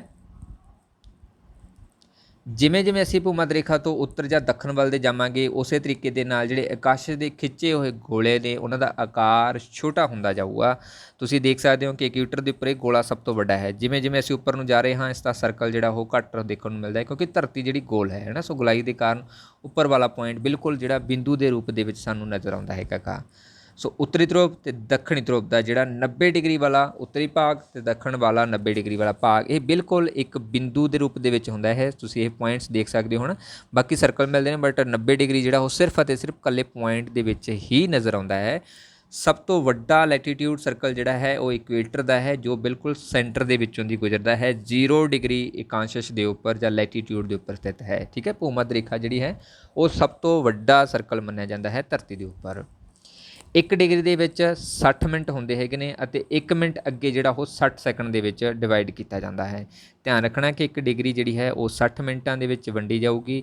ਇਸ ਤੋਂ ਅੱਗੇ 1 ਮਿੰਟ ਜਿਹੜਾ ਹੈ ਉਹ ਅੱਗੇ 60 ਸੈਕਿੰਡ ਦੇ ਵਿੱਚ ਹੋਊਗਾ, ਯਾਨੀ ਕਿ 1 ਡਿਗਰੀ ਨੂੰ ਪਾਰ ਕਰਨ ਦੇ ਲਈ ਅਸੀਂ ਕਹਿ ਸਕਦੇ ਹਾਂ 60 ਮਿੰਟਾਂ ਦਾ ਜਿਹੜਾ ਜ਼ਿਕਰ ਹੈ ਉਹ ਮੰਨਿਆ ਜਾਂਦਾ ਹੈ। ਠੀਕ ਹੈ, ਸੋ ਇਸ ਤੋਂ ਇਲਾਵਾ ਧਰਤੀ ਦੇ ਉੱਪਰ ਪ੍ਰਮੁੱਖ ਜਿਹੜੀਆਂ ਵਿਤਕਾਰ ਜਾਂ ਲੈਟੀਟਿਊਡਸ ਪਾਈਆਂ ਜਾਂਦੀਆਂ ਨੇ। ਸੋ ਭੂ-ਮੱਧ ਰੇਖਾ ਜਿਹੜੀ ਹੈ ਉਹ ਇੱਕ ਮਹੱਤਵਪੂਰਨ ਆਕਾਸ਼ਸ਼ ਜਾਂ ਲੈਟੀਟਿਊਡ ਮੰਨੀ ਜਾਂਦੀ ਹੈ ਜੋ ਧਰਤੀ ਦੇ ਸੈਂਟਰ ਦੇ ਵਿੱਚੋਂ ਦੀ ਗੁਜ਼ਰਦੀ ਹੈ। ਸੋ ਇਹ ਵਾਲੀ ਪੁਆਇੰਟਸ ਜੋ 0 ਡਿਗਰੀ ਦੇ ਉੱਪਰ ਹੈ, ਸੋ ਇਹ ਪ੍ਰਮੁੱਖ ਨੇ, ਇਹਨਾਂ ਨੂੰ ਧਿਆਨ 'ਚ ਰੱਖਣਾ। ਇਹ ਲੈਟੀਟਿਊਡ ਦੇ ਰੂਪ ਦੇ ਵਿੱਚ ਮੰਨੀਆਂ ਜਾਂਦੀਆਂ ਹੈਗੀਆਂ ਨੇ। ਠੀਕ ਹੈ, ਸੋ ਇਹ 0 ਡਿਗਰੀ ਦੇ ਉੱਪਰ ਆ ਜਾਂਦੀ ਹੈ। ਦੂਸਰੀ ਆ ਜਾਂਦੀ ਹੈ 23.5 ਡਿਗਰੀ ਉੱਤਰ ਦੇ ਵਿੱਚ ਖਿੱਚੀ ਗਈ ਆਕਾਸ਼ਸ਼ ਰੇਖਾ, ਜਿਸ ਨੂੰ ਕਰਕ ਰੇਖਾ ਕਿਹਾ ਜਾਂਦਾ ਹੈ। ਸੋ ਇਹ ਵਾਲੀ ਪਾਰਟ ਜਿਹੜਾ ਹੈ ਇਹ ਕਰਕ ਰੇਖਾ ਜਾਂ ਟ੍ਰੋਪਿਕ ਆਫ ਕੈਂਸਰ ਦੇ ਨਾਮ ਨਾਲ ਇਸ ਨੂੰ ਜਾਣਿਆ ਜਾਂਦਾ ਹੈ, ਜਿਹੜੀ ਕਿ 23.5 ਡਿਗਰੀ ਦੇ ਉੱਪਰ ਸਥਿਤ ਹੈ। ਇਹ ਨਦਰਨ ਹੈਮਸਫੇਅਰ ਦੇ ਵਿੱਚ ਸਥਿਤ ਹੈ ਜਾਂ ਉੱਤਰੀ ਗੋਲਾਰਧ ਦੇ ਵਿੱਚ ਸਥਿਤ ਮੰਨੀ ਜਾਂਦੀ ਹੈਗੀ ਹੈ। ਠੀਕ ਹੈ, ਇਹ ਵੀ ਯਾਦ ਰੱਖਣਾ ਕਿ ਕਰਕ ਰੇਖਾ ਕਿਹੜੇ ਗੋਲਾਰਧ ਦੇ ਵਿੱਚ ਹੈ, ਤਾਂ ਇਹ ਉੱਤਰੀ ਗੋਲਾਰਧ ਦੇ ਵਿੱਚ ਸਥਿਤ ਹੈਗੀ। ਸਪੈਸ਼ਲੀ ਕਰਕ ਰੇਖਾ ਜਿਹੜੀ ਹੈ ਉਹ ਭਾਰਤ ਦੇ ਵਿੱਚੋਂ ਦੀ ਗੁਜ਼ਰਦੀ ਹੈ, ਔਰ ਭਾਰਤ ਦੇ 8 ਰਾਜਾਂ ਦੇ ਵਿੱਚੋਂ ਦੀ ਗੁਜ਼ਰਦੀ ਹੈ। ਇਸ ਤੋਂ ਇਲਾਵਾ ਮੈਕਸੀਕੋ ਔਰ ਜਿਹੜਾ ਕਹਿ ਸਕਦੇ ਹਾਂ ਸਾਊਥ ਅਮਰੀਕਾ ਹੈ, ਅਫਰੀਕਾ ਜਿਹੜਾ ਹੈ ਉੱਥੋਂ ਦੀ ਇਹ ਗੁਜ਼ਰਦੀ ਹੈਗੀ। ਠੀਕ ਹੈ, ਦੂਸਰੀ ਹੈ 23.5 ਡਿਗਰੀ ਦੱਖਣੀ ਭਾਗ। ਸੋ ਦੱਖਣੀ ਭਾਗ ਦੇ ਵਿੱਚ ਮਕਰ ਰੇਖਾ ਹੈਗੀ। ਸੋ ਇਹ ਵਾਲੀ ਜਿਹੜਾ ਤੁਸੀਂ ਦੇਖ ਸਕਦੇ ਹੋ ਨਾ, ਸੋ ਇਹ ਦੱਖਣੀ ਭਾਗ ਦੇ ਵਿੱਚ ਆ ਜਾਂਦੀ ਹੈਗੀ, ਯਾਨੀ ਕਿ ਸਾਊਦਰਨ ਹੈਮਸਫੀਅਰ ਦੇ ਵਿੱਚ। ਸੋ ਇਹ 23.5 ਡਿਗਰੀ ਦੇ ਉੱਪਰ ਹੀ ਸਥਿਤ ਹੈ। ਸੋ ਇਸ ਨੂੰ ਟ੍ਰੋਪਿਕ ਆਫ ਕੈਪਰੀਕੌਨ ਜਾਂ ਮਕਰ ਰੇਖਾ ਦੇ ਨਾਮ ਨਾਲ ਜਾਣਿਆ ਜਾਂਦਾ ਹੈ, ਅਤੇ ਇਹ ਦੱਖਣੀ ਗੋਲਾ ਅਰਧ ਦੇ ਵਿੱਚ ਸਥਿਤ ਹੈਗੀ। ਠੀਕ ਹੈ, ਸੋ ਇਹ ਗੁਜ਼ਰਦੀ ਹੈਗੀ ਦੱਖਣੀ ਅਮਰੀਕਾ ਦੇ ਵਿੱਚੋਂ, ਔਰ ਅਫਰੀਕਾ ਦੇ ਵਿੱਚੋਂ ਅਤੇ ਆਸਟ੍ਰੇਲੀਆ ਦੇ ਵਿੱਚੋਂ, 3 ਕੰਟੀਨੈਂਟਾਂ ਦੇ ਵਿੱਚੋਂ ਦੀ ਇਹ ਗੁਜ਼ਰਦੀ ਹੈਗੀ ਹੈ। ਠੀਕ ਹੈ, ਸੋ ਕਰਕ ਰੇਖਾ ਜਿਹੜੀ ਉਹ ਭਾਰਤ ਦੇ ਵਿੱਚ ਲਗਭਗ ਸੈਂਟਰ ਦੇ ਵਿੱਚੋਂ ਗੁਜ਼ਰਦੀ ਹੈ ਅਤੇ 8 ਰਾਜਾਂ ਦੇ ਵਿੱਚੋਂ ਗੁਜ਼ਰਦੀ ਹੈ। ਸੋ ਇਹ ਹੈ ਨਾ, ਮੈਂ ਦੱਸ ਚੁੱਕਿਆ ਹਾਂ। ਸੋ ਇਸ ਤੋਂ ਇਲਾਵਾ ਇੱਕ ਆਰਕਟਿਕ ਵਿੱਤ ਜਾਂ ਚੱਕਰ ਹੁੰਦਾ ਹੈ, ਜਿਹੜਾ ਕਿ 66.5 ਡਿਗਰੀ ਦੇ ਉੱਪਰ ਹੁੰਦਾ ਹੈ। ਇਹ ਵਾਲੇ ਉੱਤਰੀ ਧਰੁਵ ਦੇ ਵਿੱਚ, ਠੀਕ ਹੈ, ਔਰ ਦੱਖਣੀ ਧਰੁਵ ਦੋਵਾਂ ਦੇ ਵਿੱਚ ਸਾਨੂੰ ਦੇਖਣ ਨੂੰ ਮਿਲਦਾ ਹੈ। ਇਸ ਨੂੰ ਆਰਕਟਿਕ ਜਾਂ ਅੰਟਾਰਕਟਿਕ ਜਿਹੜਾ ਕਿਹਾ ਜਾਂਦਾ ਹੈ। ਠੀਕ ਹੈ, ਸੋ ਉੱਪਰਲਾ ਜਿਹੜਾ ਹੈ ਨਾਰਥ ਪੋਲ ਦੇ ਵਿੱਚ ਹੈ, ਇਸ ਨੂੰ ਆਰਕਟਿਕ ਕਿਹਾ ਜਾਂਦਾ ਹੈਗਾ। ਨੀਚੇ ਵਾਲਾ ਜਿਹੜਾ ਸਾਊਥ ਦੇ ਵਿੱਚ ਸਥਿਤ ਹੈ, ਇਸ ਨੂੰ ਅੰਟਾਰਕਟਿਕ ਜਿਹੜਾ ਕਿਹਾ ਜਾਂਦਾ ਹੈ। ਸੋ ਇਹ ਸਰਕਲ ਹੈ, ਠੀਕ ਹੈ, ਜੋ ਕਿ ਉੱਪਰਲੇ ਪੁਆਇੰਟ ਦੇ ਵਿੱਚ ਆ ਜਾਂਦੇ ਨੇ। ਤਾਂ ਇਹ ਜਿਹੜੇ ਕਹਿ ਸਕਦੇ ਆ 5 ਪ੍ਰਮੁੱਖ ਜਿਹੜੇ ਕਹਿ ਸਕਦੇ ਆ ਖੇਤਰ ਨੇਗੇ। ਠੀਕ ਹੈ, ਪਹਿਲਾ ਆਰਕਟਿਕ ਆ ਜਾਂਦਾ ਹੈ ਜੋ ਕਿ 66 ਡਿਗਰੀ ਉੱਤਰ ਦੇ ਵਿੱਚ ਹੈ। ਫਿਰ ਕਰਕ ਰੇਖਾ ਆ ਜਾਂਦੀ ਹੈ ਜਿਹੜੀ ਕਿ ਉੱਤਰੀ ਧਰੁਵ ਦੇ ਵਿੱਚ 23.5 ਡਿਗਰੀ ਦੇ ਵਿੱਚ ਹੈ। ਫਿਰ 0 ਡਿਗਰੀ ਦੇ ਉੱਪਰ ਇਕੁਏਟਰ ਆ ਜਾਂਦੀ ਹੈ। ਫਿਰ ਦੱਖਣੀ ਧਰੁਵ ਦੇ ਵਿੱਚ ਜਿਹੜਾ ਕਹਿ ਸਕਦੇ ਹਾਂ ਦੱਖਣੀ ਗੋਲਾਰਧ ਦੇ ਵਿੱਚ ਜਿਹੜੀ ਹੈ ਟ੍ਰੋਪਿਕ ਆਫ ਕੈਂਸਰ ਆ ਜਾਂਦੀ ਹੈ 23.5 ਡਿਗਰੀ ਦੇ ਉੱਪਰ, ਅਤੇ ਦੱਖਣੀ ਗੋਲਾਰਧ ਦੇ ਵਿੱਚ ਫਿਰ ਅੰਟਾਰਕਟਿਕਾ ਜਿਹੜਾ ਆ ਜਾਂਦਾ 66 ਡਿਗਰੀ ਦੇ ਉੱਪਰ ਸਥਿਤ ਹੈ। ਠੀਕ ਹੈ, ਸੋ ਇਹ 5 ਰੇਖਾਵਾਂ ਨੇ ਜਿਹੜੀਆਂ ਕਿ ਲੈਟੀਟਿਊਡ ਦੇ ਰੂਪ ਦੇ ਵਿੱਚ ਦੇਖਣ ਨੂੰ ਮਿਲਦੀਆਂ ਨੇ। ਸੋ ਕਾਂਸ਼ਸ਼ ਜਿਹੜੀਆਂ ਨੇ ਲੈਟੀਟਿਊਡਸ ਨੇ, ਜਿਹੜਾ ਉਹਨਾਂ ਦੀ ਇੰਪੋਰਟੈਂਸ ਕੀ ਰਹਿੰਦੀ ਹੈਗੀ ਆ। ਸੋ ਪਹਿਲਾਂ ਇੱਕ ਤਾਂ ਕਿਸ ਦੇ ਨਾਲ ਤਾਪਮਾਨ ਜਿਹੜਾ ਹੋਣਾ ਦੇਖਣ ਨੂੰ ਮਿਲਦਾ ਹੈ, ਤਾਪਮਾਨ ਦੀਆਂ ਹਾਲਾਤਾਂ ਨੂੰ ਸਮਝਣ ਨੂੰ ਮਦਦ ਮਿਲਦੀ ਹੈ। ਜਿਵੇਂ ਕਿ ਇਕੁਏਟਰ ਦੇ ਉੱਪਰ ਜਿਹੜਾ ਸੂਰਜ ਦੀਆਂ ਕਿਰਨਾਂ ਸਿੱਧੀਆਂ ਪੈਂਦੀਆਂ ਨੇ, ਜਿਹਦੇ ਕਾਰਨ ਕਰਕੇ ਕੀ ਹੈ ਇੱਥੋਂ ਦਾ ਟੈਂਪਰੇਚਰ ਜਿਹੜਾ ਉਹ ਜ਼ਿਆਦਾ ਰਹੂਗਾ। ਔਰ ਜਿਵੇਂ ਜਿਵੇਂ ਅਸੀਂ ਨਾਰਥ ਪੋਲ ਜਾਂ ਸਾਊਥ ਪੋਲ ਵੱਲ ਜਾਵਾਂਗੇ, ਇਹਨਾਂ ਕਿਰਨਾਂ ਦਾ ਜਿਹੜੀ ਦਿਸ਼ਾ ਹੈਗੀ ਉਹ ਤਿਰਛੀ ਹੁੰਦੀ ਜਾਊਗੀ, ਜਿਸ ਕਾਰਨ ਕਰਕੇ ਨਾਰਥ ਪੋਲ ਜਾਂ ਸਾਊਥ ਪੋਲ ਦੇ ਉੱਪਰ ਜਾ ਕੇ ਸ਼ੀਤ ਜਿਹੜਾ ਕਹਿ ਸਕਦੇ ਹਾਂ ਕੋਲਡ ਏਰੀਆ ਬਣ ਜਾਂਦਾ ਹੈ, ਫ੍ਰਿਜ ਜ਼ੋਨ ਬਣ ਜਾਂਦੀ ਹੈ, ਜਿਸ ਕਾਰਨ ਕਰਕੇ ਨਾਰਥ ਪੋਲ ਅਤੇ ਸਾਊਥ ਪੋਲ ਦਾ ਟੈਂਪਰੇਚਰ ਜਿਹੜਾ ਉਹ ਘਟਦਾ ਜਾਂਦਾ, 0 ਦੇ ਵਿੱਚ ਚਲਾ ਜਾਂਦਾ ਹੈ। और जिस कारण करके 6 ਮਹੀਨੇ ਦਾ ਦਿਨ ਤੇ 6 ਮਹੀਨੇ ਦਾ ਰਾਤ ਵੀ ਉੱਥੇ ਹੁੰਦੀ ਹੈ। ਸੋ ਆਕਾਸ਼ ਦੀ ਮਦਦ ਨਾਲ ਅਸੀਂ ਤਾਪਮਾਨ ਜਿਹੜੀ ਨੇ ਉਹ ਨਿਰਧਾਰਿਤ ਕਰ ਸਕਦੇ ਹਾਂ, ਜਿਵੇਂ ਕਿ 0 ਡਿਗਰੀ ਤੋਂ ਉੱਤਰ ਤੇ 0 ਡਿਗਰੀ ਦੱਖਣ ਦੇ ਵਿੱਚ ਜਿਹੜਾ ਉਹ ਸਭ ਤੋਂ ਵੱਧ ਗਰਮ ਖੇਤਰ ਹੁੰਦੇ ਨੇ। ਕਾਰਨ ਇਹ ਹੈ ਕਿ ਇੱਥੇ ਸੂਰਜ ਦੀਆਂ ਕਿਰਨਾਂ ਜਿਹੜੀਆਂ ਉਹ ਸਭ ਤੋਂ ਜ਼ਿਆਦਾ ਪੈਂਦੀਆਂ ਹਨ ਅਤੇ ਸਿੱਧੀਆਂ ਪੈਂਦੀਆਂ ਹੈਗੀਆਂ ਨੇ, ਕਿਉਂਕਿ ਇਹ ਸੂਰਜ ਦੇ ਸਾਹਮਣੇ ਹੁੰਦਾ ਇਕੁਏਟਰ ਵਾਲਾ ਪਾਰਟ। ਓਕੇ, ਸੋ ਇਸ ਤੋਂ ਆਇਆ ਹੈ 50 ਡਿਗਰੀ ਉੱਤਰ ਅਤੇ 50 ਡਿਗਰੀ ਦੱਖਣ ਦੇ ਆਸ-ਪਾਸ ਦਾ ਖੇਤਰ ਜਿਹੜਾ ਉਹ ਠੰਡਾ ਖੇਤਰ ਮੰਨਿਆ ਜਾਊਗਾ। ਨਾ ਤਾਂ ਜ਼ਿਆਦਾ ਉੱਥੇ ਗਰਮੀ ਹੋਊਗੀ ਅਤੇ ਨਾ ਹੀ ਜ਼ਿਆਦਾ ਸਰਦੀ ਹੋਵੇਗੀ। ਸੋ ਠੀਕ ਜਿਹਾ ਜਿਹੜਾ ਕਹਿ ਸਕਦੇ ਹਾਂ ਮੌਸਮ ਮੰਨਿਆ ਜਾਊਗਾ। ਜਿਵੇਂ ਹੀ ਅਸੀਂ 90 ਡਿਗਰੀ ਦੇ ਉੱਪਰ ਚਲੇ ਜਾਵਾਂਗੇ ਤਾਂ ਉੱਥੇ ਬਿਲਕੁਲ ਜਿਹੜਾ ਕਹਿ ਸਕਦੇ ਹਾਂ ਫ੍ਰਿਜਿਸ ਜ਼ੋਨ ਬਣ ਜਾਊਗੀ, ਕਿਉਂਕਿ ਸੂਰਜ ਦੀਆਂ ਕਿਰਨਾਂ ਬਹੁਤ ਘੱਟ ਉੱਥੇ ਪਹੁੰਚਦੀਆਂ ਹੈਗੀਆਂ ਨੇ। ਭੂ-ਮੱਧ ਰੇਖਾ ਤੋਂ 1 ਡਿਗਰੀ ਆਕਾਸ਼ ਦੀ ਜਿਹੜੀ ਦੂਰੀ ਹੈ ਉਹ 111 ਕਿਲੋਮੀਟਰ ਦੇ ਰੂਪ ਦੇ ਵਿੱਚ ਦਰਸਾਈ ਜਾਂਦੀ ਹੈ। ਯਾਨੀ ਕਿ ਜਦੋਂ ਅਸੀਂ ਭੂ-ਮੱਧ ਰੇਖਾ ਤੋਂ 0 ਡਿਗਰੀ ਇਕੁਏਟਰ ਤੋਂ ਉੱਪਰ ਵੱਲ ਜਾਵਾਂਗੇ, 1 ਡਿਗਰੀ ਤੱਕ ਪਹੁੰਚਾਂਗੇ, ਤਾਂ ਉਹ ਤਕਰੀਬਨ ਜਿਹੜਾ ਕਹਿ ਸਕਦੇ ਹਾਂ 111 ਕਿਲੋਮੀਟਰ ਦਾ ਸਫ਼ਰ ਤੈਅ ਕਰਕੇ ਪਹੁੰਚੂਗੀ। ਠੀਕ ਹੈ, ਅਤੇ ਇਸੇ ਤਰੀਕੇ ਦੇ ਨਾਲ ਅਸੀਂ ਅੰਦਾਜ਼ਾ ਲਗਾ ਸਕਦੇ ਹਾਂ ਕਿ ਜੇ ਅਸੀਂ 5 ਡਿਗਰੀ ਉੱਤਰ ਜਾਂ ਦੱਖਣ ਦਿਸ਼ਾ ਵੱਲ ਜਾਵਾਂਗੇ ਤਾਂ ਤਕਰੀਬਨ ਅਸੀਂ 555 ਕਿਲੋਮੀਟਰ ਉੱਪਰ ਚਲੇ ਗਏ ਹਾਂ, ਉੱਤਰ ਦੇ ਵਿੱਚ ਜਾਂ ਦੱਖਣ ਦੇ ਵਿੱਚ। ਇਹ ਸਾਡੀ ਡਾਇਰੈਕਸ਼ਨ ਦੇ ਉੱਪਰ ਡਿਪੈਂਡ ਕਰੇ ਕਿ ਅਸੀਂ ਕਿਸ ਡਾਇਰੈਕਸ਼ਨ ਦੇ ਵਿੱਚ ਗਏ ਹਾਂ। ਠੀਕ ਹੈ, ਸੋ 111 ਕਿਲੋਮੀਟਰ ਜਿਹੜਾ ਹੈ ਉਹ 1 ਡਿਗਰੀ ਦੇ ਬਰਾਬਰ ਮੰਨਿਆ ਜਾਂਦਾ ਹੈ, 0 ਤੋਂ ਲੈ ਕੇ 1 ਤੱਕ ਦਾ। ਓਕੇ, 1 ਡਿਗਰੀ ਜਿਹੜੀ ਹੈ 111 ਕਿਲੋਮੀਟਰ ਦੀ ਦੂਰੀ ਦੇ ਉੱਪਰ ਬਣੀ ਹੁੰਦੀ ਹੈ। ਨੈਕਸਟ ਹੈ ਦੇਸ਼ਾਂਤਰ ਜਾਂ ਲੌਂਗੀਟਿਊਡ, ਜਿਸ ਨੂੰ ਕਿਹਾ ਜਾਂਦਾ ਹੈ। ਸੋ ਧਰਤੀ ਦੀ ਪ੍ਰਤੀਨਿਧਤਾ ਕਰਨ ਦੇ ਲਈ ਇਸ ਨੂੰ ਉੱਤਰ ਤੋਂ ਦੱਖਣ ਦੇ ਵੱਲ ਜਿਹੜੀਆਂ ਲਾਈਨਾਂ ਖਿੱਚੀਆਂ ਜਾਂਦੀਆਂ ਨੇ ਉਸ ਨੂੰ ਦੇਸ਼ਾਂਤਰ ਜਾਂ ਲੌਂਗੀਟਿਊਡ ਜਿਹੜਾ ਲਾਈਨਸ ਕਿਹਾ ਜਾਂਦਾ ਹੈ। ਧਿਆਨ ਰੱਖਣਾ, ਲੈਟੀਟਿਊਡ ਪੂਰਬ ਤੋਂ ਪੱਛਮ, ਠੀਕ ਹੈ, ਔਰ ਜਿਹੜੀਆਂ ਲੌਂਗੀਟਿਊਡਸ ਨੇ ਇਹ ਉੱਤਰ ਤੋਂ ਦੱਖਣ ਦੇ ਵਿੱਚ ਖਿੱਚੀਆਂ ਜਾਂਦੀਆਂ ਹੈਗੀਆਂ ਨੇਗੀਆਂ। ਇਹ ਰੇਖਾਵਾਂ ਸਮਾਨਾਂਤਰ ਨਹੀਂ ਹੁੰਦੀਆਂ, ਬਟ ਜਿਹੜੀਆਂ ਲੈਟੀਟਿਊਡਸ ਨੇ ਉਹ ਸਮਾਨਾਂਤਰ ਹੁੰਦੀਆਂ ਹੈਗੀਆਂ ਨੇ। ਠੀਕ ਹੈ, ਸੋ ਤੁਸੀਂ ਪਹਿਲਾਂ ਵਾਲੇ ਦੇਖਿਆ ਉਸ ਇਸ ਤਰੀਕੇ ਦੇ ਨਾਲ ਸੀਗਾ, ਬਟ ਇਹ ਸਾਰੀਆਂ ਉੱਤਰ ਤੋਂ ਦੱਖਣ ਦੇ ਵਿੱਚ ਜਿਹੜੀਆਂ ਸਥਿਤ ਕੀਤੀਆਂ ਜਾਂਦੀਆਂ ਹੈਗੀਆਂ ਨੇ। ਸੋ ਇਸ ਨੂੰ ਅਸੀਂ ਦੇਸ਼ਾਂਤਰ ਜਿਹੜਾ ਜਾਂ ਲੌਂਗੀਟਿਊਡ ਜਿਹੜੀਆਂ ਕਹਿੰਦੇ ਨੇ। ਸੋ ਇਹਨਾਂ ਦੀ ਵੀ ਜਿਹੜਾ ਕਹਿ ਸਕਦੇ ਹਾਂ ਸਾਈਜ਼ ਤਕਰੀਬਨ ਜਿਹੜਾ ਗੋਲਾਈ ਦੇ ਵਿੱਚ ਹੀ ਦੇਖਣ ਨੂੰ ਮਿਲਦਾ ਹੈਗਾ, ਔਰ ਇਹਨਾਂ ਰੇਖਾਵਾਂ ਨੂੰ ਲੰਬਕਾਰ ਜਾਂ ਦੇਸ਼ਾਂਤਰ ਰੇਖਾਵਾਂ ਦੇ ਨਾਮ ਨਾਲ ਜਾਣਿਆ ਜਾਂਦਾ ਹੈ। ਸੋ ਜਿਹੜਾ ਦੇਸ਼ ਇੰਗਲੈਂਡ ਦੇ ਗ੍ਰੀਨਵਿਚ ਸ਼ਹਿਰ, ਸੋ ਇਹ ਤੁਸੀਂ ਜਾਣ ਸਕਦੇ ਹੋ ਨਾ, ਸੋ ਗ੍ਰੀਨਵਿਚ ਜਿਹੜਾ ਸ਼ਹਿਰ ਹੈ ਇੱਥੇ ਨਾ ਫਿਰ ਯੂਰਪ ਦੇ ਵਿੱਚ ਸਥਿਤ ਆ ਜਾਂਦਾ ਹੈ। ਸੋ ਇਸ ਨੂੰ 0 ਡਿਗਰੀ ਪ੍ਰਾਇਮਰੀ ਜਿਹੜਾ ਘੋਸ਼ਿਤ ਕੀਤਾ ਗਿਆ ਹੈ। ਜਿਹੜਾ ਦੇਸ਼ ਇਸ 'ਤੇ ਕਹਿ ਸਕਦੇ ਹਾਂ ਪੂਰਬੀ ਭਾਗ ਦੇ ਵਿੱਚ ਸਥਿਤ ਹੈ, ਸੋ ਉਸ ਨੂੰ ਈ ਦੇ ਨਾਲ ਜਿਹੜਾ ਪੇਸ਼ ਕੀਤਾ ਜਾਂਦਾ ਹੈ। ਜਿਹੜਾ ਪੱਛਮੀ ਭਾਗ ਦੇ ਵਿੱਚ ਹੈ ਯਾਨੀ ਵੈਸਟ ਭਾਗ ਦੇ ਵਿੱਚ ਹੈ, ਸੋ ਉਸ ਨੂੰ ਵੈਸਟ ਜਿਹੜਾ ਲਿਖਿਆ ਜਾਂਦਾ ਹੈ। ਤੁਸੀਂ ਅਕਸਰ ਲੈਟੀਟਿਊਡ ਜਾਂ ਲੌਂਗੀਟਿਊਡ ਦੇ ਨਾਲ ਈ ਔਰ W ਜਿਹੜਾ ਸ਼ਬਦ ਹੈ ਨਾ ਯੂਜ਼ ਕਰਦੇ ਦੇਖਿਆ ਹੋਊਗਾ। ਉਹਦਾ ਮਤਲਬ ਹੈ ਕਿ 0 ਡਿਗਰੀ ਪ੍ਰਾਇਮਰੀ ਤੋਂ ਉਹ ਕਿਸ ਦਿਸ਼ਾ ਦੇ ਵਿੱਚ ਹੈ, ਈਸਟ ਦੇ ਵਿੱਚ ਹੈ ਜਾਂ ਵੈਸਟ ਦੇ ਵਿੱਚ ਹੈ। ਇਸ ਨੂੰ ਸਮਝਣ ਦੇ ਲਈ ਜਿਹੜਾ ਅਸੀਂ ਇਸ ਦਾ ਇਸਤੇਮਾਲ ਕਰਦੇ ਹਾਂ। ਸੋ ਮੁੱਖ ਮੱਧਮਿਆਨ ਰੇਖਾ ਜਿਹੜੀ ਹੈ 0 ਡਿਗਰੀ ਲੰਬਕਾਰ ਜੋ ਸਥਿਤ ਹੈ, ਜੋ ਕਿ ਤਕਰੀਬਨ ਯੂਰਪ ਦੇ ਗ੍ਰੀਨ ਵਿੱਚੋਂ ਦੀ ਗੁਜ਼ਰਦੀ ਹੈਗੀ। ਠੀਕ ਹੈ, ਸੋ ਇੱਥੋਂ ਟਾਈਮ ਵੀ ਜਿਹੜਾ ਉਹ ਨਿਰਧਾਰਿਤ ਕੀਤਾ ਜਾਂਦਾ ਹੈਗਾ। ਸੋ ਮੁੱਖ ਮੱਧਮਿਆਨ ਰੇਖਾ ਜਿਹੜੀ ਹੈਗੀ ਉਹ 0 ਡਿਗਰੀ ਦੇਸ਼ਾਂਤਰ ਤੋਂ ਸ਼ੁਰੂ ਹੁੰਦੀ ਹੈ। ਇਸ ਤੋਂ ਬਾਅਦ ਜਿਹੜਾ ਕਹਿ ਸਕਦੇ ਹਾਂ ਨਾ ਫਰਕ ਪੈਂਦਾ ਹੈ। ਸੋ ਇੱਧਰ ਵੀ 1 ਡਿਗਰੀ ਦੇ ਨਾਲ ਫਰਕ ਵੈਸਟ ਦੇ ਵੱਲ ਚਲੇ ਜਾਂਦਾ ਹੈ, ਔਰ ਇਸੇ ਤਰੀਕੇ ਨਾਲ 1 ਡਿਗਰੀ ਨਾਲ ਇੱਧਰ ਈਸਟ ਵੱਲ ਵੀ ਚਲਾ ਜਾਂਦਾ ਹੈ। ਦੋਨਾਂ ਦੀਆਂ ਜਿਹੜੀਆਂ ਦਿਸ਼ਾਵਾਂ ਵੈਸਟ ਔਰ ਈਸਟ ਦੇ ਵਿੱਚ ਹੁੰਦੀਆਂ ਨੇ। ਟੋਟਲ ਜਿਹੜੀਆਂ ਕਹਿ ਸਕਦੇ ਹੈਗੀਆਂ ਕਿ ਲੌਂਗੀਟਿਊਡਸ ਲਾਈਨਸ ਜਿਹੜੀਆਂ ਉਹਨਾਂ ਦੀ ਸੰਖਿਆ 360 ਡਿਗਰੀਆਂ ਨੇ, ਯਾਨੀ ਕਿ 360 ਜਿਹੜੀਆਂ ਕੁੱਲ ਦੇਸ਼ਾਂਤਰ ਰੇਖਾਵਾਂ ਨੇ ਪੂਰੇ ਧਰਤੀ ਦੇ ਉੱਪਰ। 180 ਦੇਸ਼ਾਂਤਰ ਜਿਹੜੀਆਂ ਨੇ ਉਹ 1 ਡਿਗਰੀ ਦੇ ਫਰਕ ਦੇ ਨਾਲ ਮੁੱਖ ਮੱਧਮਾਨ ਦੇ ਰੇਖਾ ਦੇ ਪੂਰਬ ਜਾਂ ਪੱਛਮ ਦਿਸ਼ਾ ਦੇ ਦੋਨੋਂ ਪੱਖ ਦੇ ਵਿੱਚ ਜਾਂ ਦੋਨੋਂ ਦਿਸ਼ਾਵਾਂ ਦੇ ਵਿੱਚ ਖਿੱਚੀਆਂ ਗਈਆਂ ਨੇ। ਕੁਝ 180 ਜਿਹੜੀਆਂ ਨੇ ਪੂਰਬ ਦੇ ਵੱਲ ਨੇ ਅਤੇ 180 ਜਿਹੜੀਆਂ ਨੇ ਉਹ ਪੱਛਮ ਦਿਸ਼ਾ ਦੇ ਵਿੱਚ ਨੇ ਹੈਗੀਆਂ। ਪੂਰਬ ਵੱਲ ਜਿਹੜੀਆਂ ਦੇਸ਼ਾਂਤਰ ਰੇਖਾਵਾਂ ਨੇ ਉਹਨਾਂ ਨੂੰ ਪੂਰਬ ਜਾਂ ਈ ਦੇ ਨਾਲ ਜਿਹੜਾ ਪ੍ਰੈਜ਼ੈਂਟ ਕੀਤਾ ਜਾਂਦਾ ਹੈ, ਯਾਨੀ ਕਿ ਇਹ ਰੇਖਾਵਾਂ ਜਿਹੜੀਆਂ ਹੋਣਗੀਆਂ ਉਹ ਪੂਰਬ ਜਾਂ ਈਸਟ ਦੇ ਵਿੱਚ ਸਥਿਤ ਨੇ, ਔਰ ਪੱਛਮ ਵੱਲ ਜਿਹੜੀਆਂ ਹੋਣਗੀਆਂ ਉਸ ਨੂੰ ਵੈਸਟ ਜਾਂ ਪੱਛਮ ਦੇ ਨਾਲ ਜਾਣਿਆ ਜਾਂਦਾ, ਤਾਂ ਕਿ ਦੇਸ਼ ਦੀ ਜਿਹੜੀ ਅਸਲ ਸਥਿਤੀ ਉਹ ਸਮਝੀ ਜਾ ਸਕੇ ਕਿ ਕਿਹੜੀ ਦਿਸ਼ਾ ਦੇ ਵਿੱਚ ਉਹ ਸਥਿਤ ਹੈਗਾ। ਦੋ ਦੇਸ਼ਾਂ ਦੇ ਵਿਚਕਾਰਲਾ ਫਾਸਲਾ ਜਿਹੜਾ ਉਹ ਡਿਗਰੀ ਦੀ ਇਕਾਈ ਦੇ ਵਿੱਚ ਨਾਪਿਆ ਜਾਂਦਾ ਹੈਗਾ, ਅਤੇ ਡਿਗਰੀ ਜਿਹੜੀ ਹੈਗੀ ਉਹ ਮਿੰਟਾਂ ਅਤੇ ਮਿੰਟ ਜਿਹੜੇ ਹੈਗੇ ਉਹ ਸੈਕਿੰਡ ਦੇ ਵਿੱਚ ਡਿਵਾਈਡ ਕੀਤੇ ਜਾਂਦੇ ਹੈਗੇ ਨੇਗੇ। ਠੀਕ ਹੈ, ਤਾਂ ਦੇਸ਼ਾਂਤਰ ਦਾ ਮਹੱਤਵ ਕੀ ਹੈਗਾ। ਸੋ ਪਹਿਲਾਂ ਇਹਨਾਂ ਦੇ ਦੇਸ਼ਾਂਤਰ ਦੀ ਮਦਦ ਦੇ ਨਾਲ ਅਸੀਂ ਕਿਸੇ ਸਥਾਨ ਦੀ ਜਿਹੜੀ ਪੂਰਬ ਤੋਂ ਪੱਛਮ ਦੀ ਜਿਹੜੀ ਦੂਰੀ ਪਤਾ ਕਰ ਸਕਦੇ ਹਾਂ। ਮੀਨਸ ਸਾਡਾ ਭਾਰਤ ਜਿਹੜਾ ਹੈ ਉਹ 0 ਡਿਗਰੀ ਮੁੱਖ ਮੱਧਮਾਨ ਰੇਖਾ ਤੋਂ ਪੂਰਬ ਦੇ ਵਿੱਚ ਸਥਿਤ ਹੈ, ਕਿਉਂਕਿ ਸਾਡਾ ਹੈ ਨਾ 0 ਡਿਗਰੀ ਦੇ ਆਧਾਰ ਦੇ ਉੱਪਰ ਅਸੀਂ ਗੱਲ ਕਰੀਏ ਤਾਂ ਅਸੀਂ ਈਸਟ ਦੇ ਵਿੱਚ ਜਿਹੜਾ ਸਥਿਤ ਆਉਂਦੇ, ਜਾਣੀ ਕਿ ਪੂਰਬ ਦੇ ਵਿੱਚ ਸਥਿਤ ਆਉਂਦੇ ਹੈਗੇ ਆ। ਸੋ ਅਮਰੀਕਾ ਜਿਹੜਾ ਉਹ ਚਲਾ ਜਾਊਗਾ ਵੈਸਟ ਦੇ ਵਿੱਚ, ਕਿਉਂਕਿ ਉਹ ਪੱਛਮ ਦੇ ਵਿੱਚ ਸਥਿਤ ਹੈ। ਓਕੇ, ਸੋ ਇਹ ਚੀਜ਼ ਨੂੰ ਪਤਾ ਕਰਨ ਦੇ ਵਿੱਚ ਮਦਦ ਕਰਦੀ ਹੈ। ਦੇਸ਼ਾਂਤਰ ਦੀ ਮਦਦ ਦੇ ਨਾਲ ਅਸੀਂ ਕਿਸੇ ਸਥਾਨ ਦਾ ਸਥਾਨਕ ਸਮਾਂ ਜਿਹੜਾ ਉਹ ਕੱਢ ਸਕਦੇ ਹਾਂ, ਕਿਉਂਕਿ 0 ਡਿਗਰੀ ਮਿਨਟ ਜਿਹੜੀ ਹੈ ਉਹ ਸਥਾਨਕ ਸਮਾਂ ਨਿਰਧਾਰਿਤ ਕਰਨ ਦੇ ਵਿੱਚ ਮਦਦ ਕਰਦੀ ਹੈਗੀ ਆ। ਸੋ ਗ੍ਰੀਨਵਿਚ ਦੇ ਪੂਰਬ ਦੇ ਵਿੱਚ ਸਥਿਤ ਦੇਸ਼ਾਂ ਦਾ ਸਮਾਂ ਹਰ 1 ਡਿਗਰੀ ਦੇਸ਼ਾਂਤਰ ਦੇ ਹਿਸਾਬ ਦੇ ਨਾਲ ਗ੍ਰੀਨਵਿਚ ਦੇ ਨਾਲੋਂ 4 ਮਿੰਟ ਅੱਗੇ ਹੋਵੇਗਾ। ਧਿਆਨ ਰੱਖਣਾ ਕਿ ਜਿਹੜੇ ਦੇਸ਼ ਗ੍ਰੀਨ ਵਿੱਚ ਯਾਨੀ ਕਿ ਗ੍ਰੀਨ ਵਿੱਚ ਦੇ ਈਸਟ ਦੇ ਵਿੱਚ ਸਥਿਤ ਹੋਣਗੇ ਉਹ 4 ਮਿੰਟ ਜਿਹੜਾ ਅੱਗੇ ਹੋਣਗੇ, ਯਾਨੀ ਕਿ 1 ਡਿਗਰੀ ਦੇ ਉੱਪਰ 4 ਮਿੰਟਾਂ ਦਾ ਜਿਹੜਾ ਫਰਕ ਪੈ ਜਾਵੇਗਾ। ਔਰ ਉਸੇ ਤਰੀਕੇ ਦੇ ਨਾਲ ਵੈਸਟ ਦੇ ਵਿੱਚ ਹੈ ਕਿ 1 ਡਿਗਰੀ ਦੇ ਜਾਣ ਦੇ ਪਿੱਛੇ ਜਾਣ ਦੇ ਉੱਪਰ ਸਾਨੂੰ ਜਿਹੜਾ ਕਹਿ ਸਕਦੇ ਹੈਗੇ ਕਿ 4 ਮਿੰਟ ਜਿਹੜੇ ਆ ਉਹ ਮਾਈਨਸ ਹੋ ਜਾਣਗੇ। ਠੀਕ ਹੈ, ਈਸਟ ਦੇ ਵਿੱਚ ਜਾਂਦੇ ਟਾਈਮ ਵਧੂਗਾ ਔਰ ਵੈਸਟ ਦੇ ਵਿੱਚ ਜਾਂਦੇ ਹੋਏ ਟਾਈਮ ਜਿਹੜਾ ਹੈ ਉਹ ਘਟ ਜਾਵੇਗਾ। ਸੋ ਇਹ ਚੀਜ਼ ਧਿਆਨ 'ਚ ਰੱਖਣੀ ਹੈ। ਠੀਕ ਹੈ, ਸੋ ਇਹ ਚੀਜ਼ ਪਹਿਲਾਂ ਮੈਂਸ਼ਨ ਕਰ ਚੁੱਕਿਆ ਹਾਂ। 4 ਮਿੰਟਾਂ ਦਾ ਫਰਕ ਜਿਹੜਾ ਹੈ ਈਸਟ ਦੇ ਵੱਲ ਵਧੇਗਾ ਅਤੇ ਵੈਸਟ ਦੇ ਵੱਲ ਉਹ 4 ਮਿੰਟ ਘਟਦੇ ਰਹਿਣਗੇ 1 ਡਿਗਰੀ ਦੇ ਹਿਸਾਬ ਦੇ ਨਾਲ। ਔਰ ਪੂਰੀ ਜਿਹੜੀ ਧਰਤੀ ਹੈ ਉਹ ਆਪਣਾ ਸਰਕਲ ਜਿਹੜਾ ਉਹ 24 ਘੰਟਿਆਂ ਦੇ ਵਿੱਚੋਂ ਪੂਰਾ ਕਰਦੀ ਹੈ ਅਤੇ 24 ਘੰਟਿਆਂ ਦੇ ਹਿਸਾਬ ਦੇ ਨਾਲ ਜਿਹੜਾ ਹੈ ਨਾ ਇਸ ਨੂੰ ਵੰਡਿਆ ਗਿਆ ਹੈਗਾ ਗਾ। ਸੋ ਸਾਡਾ ਭਾਰਤ ਦਾ ਜਿਹੜਾ ਸਥਾਨਕ ਸਮਾਂ ਹੈਗਾ ਗਾ ਉਹ 82.5 ਡਿਗਰੀ ਪੂਰਵ ਦੇਸ਼ਾਤਰ ਦੇ ਮੁਤਾਬਕ ਹੈ, ਜੋ ਕਿ ਮੁੱਖ ਮੱਧਮਾਨ ਤੋਂ ਤਕਰੀਬਨ 5.5 ਘੰਟੇ ਅੱਗੇ ਹੈਗਾ ਗਾ।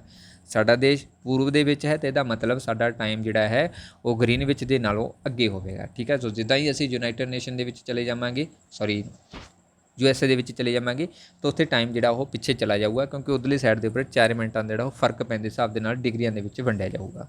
ਓਕੇ, ਸੋ ਇਸ ਚੀਜ਼ ਨੂੰ ਨਿਰਧਾਰਿਤ ਕਰਨ ਦੇ ਵਿੱਚ ਮਦਦ ਕਰਦੀ ਹੈ, ਯਾਨੀ ਕਿ ਸਮਾਂ ਨਿਰਧਾਰਿਤ ਕਰਨ ਦੇ ਵਿੱਚ। ਨੈਕਸਟ ਹੈ ਗ੍ਰਿਡ ਜਾਂ ਜਾਲ। ਸੋ ਗ੍ਰਿਡ ਜਾਂ ਜਾਲ ਕੀ ਹੁੰਦਾ ਕਿ ਨਕਸ਼ਿਆਂ ਅਤੇ ਗਲੋਬ ਉੱਤੇ ਇਕਾਂਸ਼ਿਸ਼ ਅਤੇ ਦੇਸ਼ਾਂਤਰ ਦਾ ਜਾਲ ਬਣਿਆ ਹੁੰਦਾ, ਦੋਨਾਂ ਨੂੰ ਮਿਲਾ ਕੇ ਬਣਿਆ ਜਾਂਦਾ ਹੈ। ਸੋ ਇਸ ਨੂੰ ਗ੍ਰਿਡ ਕਿਹਾ ਜਾਂਦਾ ਹੈ। ਤੁਸੀਂ ਦੇਖ ਸਕਦੇ ਹੋ ਹੁਣ, ਸੋ ਇਹਦੇ ਵਿੱਚ ਇਕਾਂਸ਼ਿਸ਼ ਲੈਟੀਟਿਊਡ ਅਤੇ ਲੌਂਗੀਟਿਊਡ ਦੋਨੋਂ ਇਨਕਲੂਡ ਹੁੰਦੇ ਨੇ।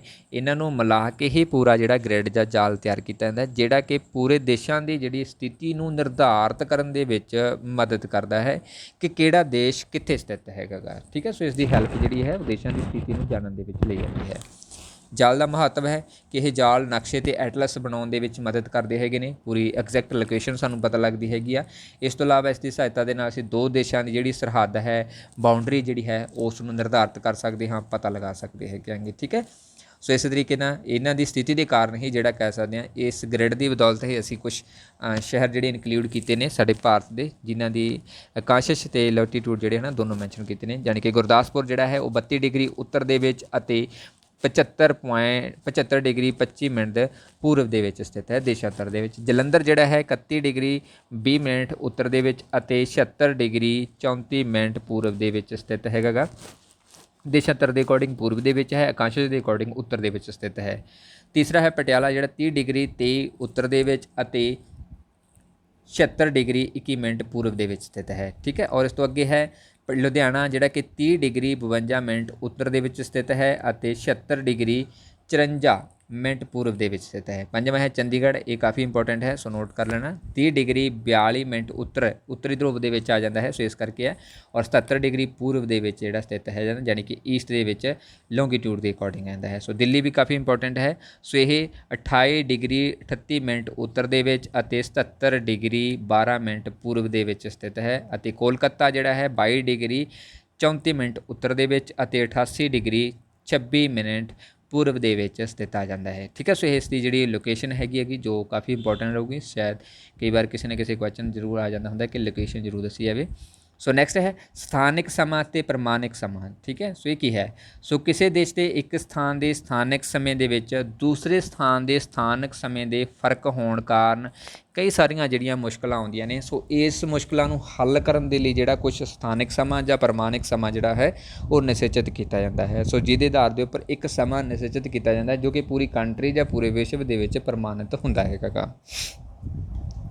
ਸੋ ਸਥਾਨਕ ਸਮਾਂ ਇੱਕ ਦੇਸ਼ ਦੇ ਨਾਲ ਸੰਬੰਧਿਤ ਹੋਵੇਗਾ, ਪ੍ਰਮਾਣਿਕ ਸਮਾਂ ਜਿਹੜਾ ਉਹ ਪੂਰੇ ਵਰਲਡ ਨੂੰ ਮੰਨ ਕੇ ਚੱਲਿਆ ਜਾਊਗਾ। ਇਹ ਚੀਜ਼ ਧਿਆਨ 'ਚ ਰੱਖਣਾ, ਸਥਾਨਕ ਸਮਾਂ ਇੱਕ ਖੇਤਰ ਦੇ ਨਾਲ ਅਤੇ ਪ੍ਰਮਾਣਿਕ ਪੂਰੇ ਵਰਲਡ ਦੇ ਨਾਲ ਰਿਲੇਟਡ ਹੋਊਗਾ। ਠੀਕ ਹੈ, ਸੋ ਇਸ ਦੇ ਨਾਲ ਇੱਕ ਦੇਸ਼ ਦੀਆਂ ਸਾਰੀਆਂ ਥਾਵਾਂ ਦਾ ਜਿਹੜਾ ਸਮਾਂ ਉਹ ਇੱਕ ਹੀ ਮੰਨਿਆ ਜਾਊਗਾ। ਸੋ ਸਾਡਾ ਭਾਰਤ ਜਿਹੜਾ ਉਸ ਦਾ ਸਥਾਨਕ ਸਮਾਂ ਜਿਹੜਾ ਮੰਨਿਆ ਜਾਊਗਾ ਉਹ 82.5 ਡਿਗਰੀ ਦੀ ਪੂਰਬੀ ਦੇਸ਼ਾਂਤਰ ਦਾ ਸਮਾਂ ਮੰਨਿਆ ਜਾਊਗਾ, ਜੋ ਕਿ ਭਾਰਤੀ ਸਟੈਂਡਰਡ ਟਾਈਮ IST ਦੇ ਅਕੋਰਡਿੰਗ ਮੰਨਿਆ ਜਾਂਦਾ ਹੈ। ਸਾਡੇ ਭਾਰਤ ਦਾ ਜਿਹੜਾ ਸਟੈਂਡਰਡ ਟਾਈਮ ਹੈ ਉਹ 82.5 ਡਿਗਰੀ ਦੇ ਉੱਪਰ ਸਥਿਤ ਹੈ ਪੂਰਬੀ ਦੇਸ਼ਾਂਤਰ ਦੇ ਵਿੱਚ। ਠੀਕ ਹੈ, ਸੋ ਇਸ 82.5 ਡਿਗਰੀ ਨੂੰ ਪ੍ਰਮਾਣਿਕ ਦੇਸ਼ ਯਾਨੀ ਸਟੈਂਡਰਡ ਮੈਡੀਟਾਈਮ ਦਾ ਜਿਹੜਾ ਨਾਮ ਆ ਉਹ ਦਿੱਤਾ ਜਾਂਦਾ ਹੈਗਾ। ਔਰ ਭਾਰਤੀ ਸਟੈਂਡਰਡ ਟਾਈਮ ਦੇ ਅਕੋਰਡਿੰਗ 82.5 ਡਿਗਰੀ ਨੂੰ ਜਦੋਂ ਅਸੀਂ 4 ਦੇ ਨਾਲ ਗੁਣਾ ਕਰਾਂਗੇ, ਕਿਉਂਕਿ 1 ਡਿਗਰੀ ਦੇ ਉੱਪਰ ਜਿਹੜਾ ਕਹਿ ਸਕਦੇ ਹਾਂ 4 ਮਿੰਟਾਂ ਦਾ ਫਰਕ ਪੈਂਦਾ ਹੈ, ਜਦੋਂ ਅਸੀਂ ਇਸ ਨੂੰ ਗੁਣਾ ਕਰਾਂਗੇ 82.5 ਡਿਗਰੀ ਨੂੰ 4 ਮਿੰਟਾਂ ਦੇ ਨਾਲ 4 ਦੇ ਨਾਲ ਤਾਂ ਇਹ 330 ਮਿੰਟ ਬਣਦੇ ਨੇ ਔਰ 330 ਮਿੰਟਾਂ ਦੇ ਅਕੋਰਡਿੰਗ 5 ਘੰਟੇ 30 ਮਿੰਟ ਜਿਹੜੇ ਉਹ ਬਣਦੇ ਹੈਗੇ ਟੋਟਲ, ਠੀਕ ਹੈ। ਔਰ ਇਸੇ ਕਾਰਨ ਕਰਕੇ ਸਾਡਾ ਭਾਰਤ ਜਿਹੜਾ ਉਹ ਗ੍ਰੀਨਵਿਚ ਦੇ ਨਾਲੋਂ 5.5 ਘੰਟੇ ਜਿਹੜਾ ਉਹ ਅੱਗੇ ਮੰਨਿਆ ਜਾਂਦਾ ਹੈ, ਠੀਕ ਹੈ। ਜਿਸ ਤਰ੍ਹਾਂ ਅਸੀਂ ਗੱਲ ਕਰੀਏ ਕਿ ਭਾਰਤ ਦੇ ਵਿੱਚ ਸ਼ਾਮ ਦੇ 5:30 ਵਜੇ ਦੇ ਸਮੇਂ ਦੇ ਅਕੋਰਡਿੰਗ 5:30 ਦਾ ਸਮਾਂ ਸ਼ਾਮ ਦਾ ਹੋਵੇਗਾ ਔਰ ਇੰਗਲੈਂਡ ਦੇ ਵਿੱਚ ਇਹੀ ਸਮਾਂ ਜਿਹੜਾ ਉਹ ਦੁਪਹਿਰ ਦੇ 12 ਵਜੇ ਦਾ ਸਮਾਂ ਹੋਵੇਗਾ, ਕਿਉਂਕਿ 5.5 ਘੰਟੇ ਅੱਗੇ ਹੋਵੇਗਾ, ਠੀਕ ਹੈ। ਸੋ ਕੌਮਾਂਤਰੀ ਪ੍ਰਮਾਣਿਕ ਸਮੇਂ ਨੂੰ ਗ੍ਰੀਨਵਿਚ ਮੈਰੀਟਾਈਮ ਟਾਈਮ GMT ਦੇ ਨਾਮ ਨਾਲ ਜਿਹੜਾ ਜਾਣਿਆ ਜਾਂਦਾ ਹੈਗਾ ਗਾ, ਓਕੇ। ਨੈਕਸਟ ਹੈ ਧਰਤੀ ਦੇ ਤਾਪਖੰਡ। ਸੋ ਧਰਤੀ ਦੇ ਤਾਪਖੰਡ ਜਿਹੜੇ ਨੇ ਉਹ ਧਰਤੀ ਦੇ ਟੈਂਪਰੇਚਰ ਦੇ ਹਿਸਾਬ ਦੇ ਨਾਲ ਵੰਡੇ ਜਾਂਦੇ ਨੇ ਕਿ ਕਿਹੜੇ ਖੇਤਰ ਦੇ ਵਿੱਚ ਕਿੰਨਾ ਟੈਂਪਰੇਚਰ ਜਾਂ ਕਿਸ ਤਰ੍ਹਾਂ ਦਾ ਨਾ ਤਾਪ ਮਿਲਦਾ ਹੈ। ਸੋ ਆਕਾਸ਼ਿਸ਼ ਧਰਤੀ ਨੂੰ ਵੱਖ-ਵੱਖ ਤਾਪਖੰਡਾਂ ਦੇ ਵਿੱਚ ਵੰਡਣ ਦੇ ਵਿੱਚ ਮਦਦ ਕਰਦੀ ਹੈਗੀ ਔਰ ਇਸ ਦੇ ਕਾਰਨ ਕੀ ਹੈਗੇ ਨੇਗੇ। ਸੋ ਪਹਿਲਾ ਹੈ ਕਿ ਸੂਰਜ ਦੀਆਂ ਕਿਰਨਾਂ ਧਰਤੀ ਦੇ ਉੱਪਰ ਸਿੱਧੀਆਂ ਪੈਂਦੀਆਂ ਹਨ, ਉਹ ਘੱਟ ਜਗ੍ਹਾ ਘੇਰਦੀਆਂ ਹਨ, ਯਾਨੀ ਕਿ ਜਿਸ ਸਥਾਨ ਦੇ ਉੱਪਰ ਸਿੱਧੀਆਂ ਕਿਰਨਾਂ ਪੈ ਰਹੀਆਂ ਹੋਣਗੀਆਂ ਮੀਨਸ ਕਿ ਇਕੁਏਟਰ ਦੇ ਉੱਪਰ ਸਿੱਧੀਆਂ ਪੈਂਦੀਆਂ ਨੇ, ਤੇ ਇਹਦਾ ਮਤਲਬ ਕਿ ਉਹ ਘੱਟ ਜਗ੍ਹਾ ਘੇਰਦੀਆਂ ਨੇ, ਜਿਸ ਕਾਰਨ ਕਰਕੇ ਉੱਥੇ ਗਰਮੀ ਜਿਹੜੀ ਹੈ ਉਹ ਜ਼ਿਆਦਾ ਹੋਵੇਗੀ, ਕਿਉਂਕਿ ਉੱਥੇ ਜਿਹੜੀ ਐਨਰਜੀ ਉਹ ਜ਼ਿਆਦਾ ਕ੍ਰੀਏਟ ਹੋ ਪਾਵੇਗੀ, ਠੀਕ ਹੈ।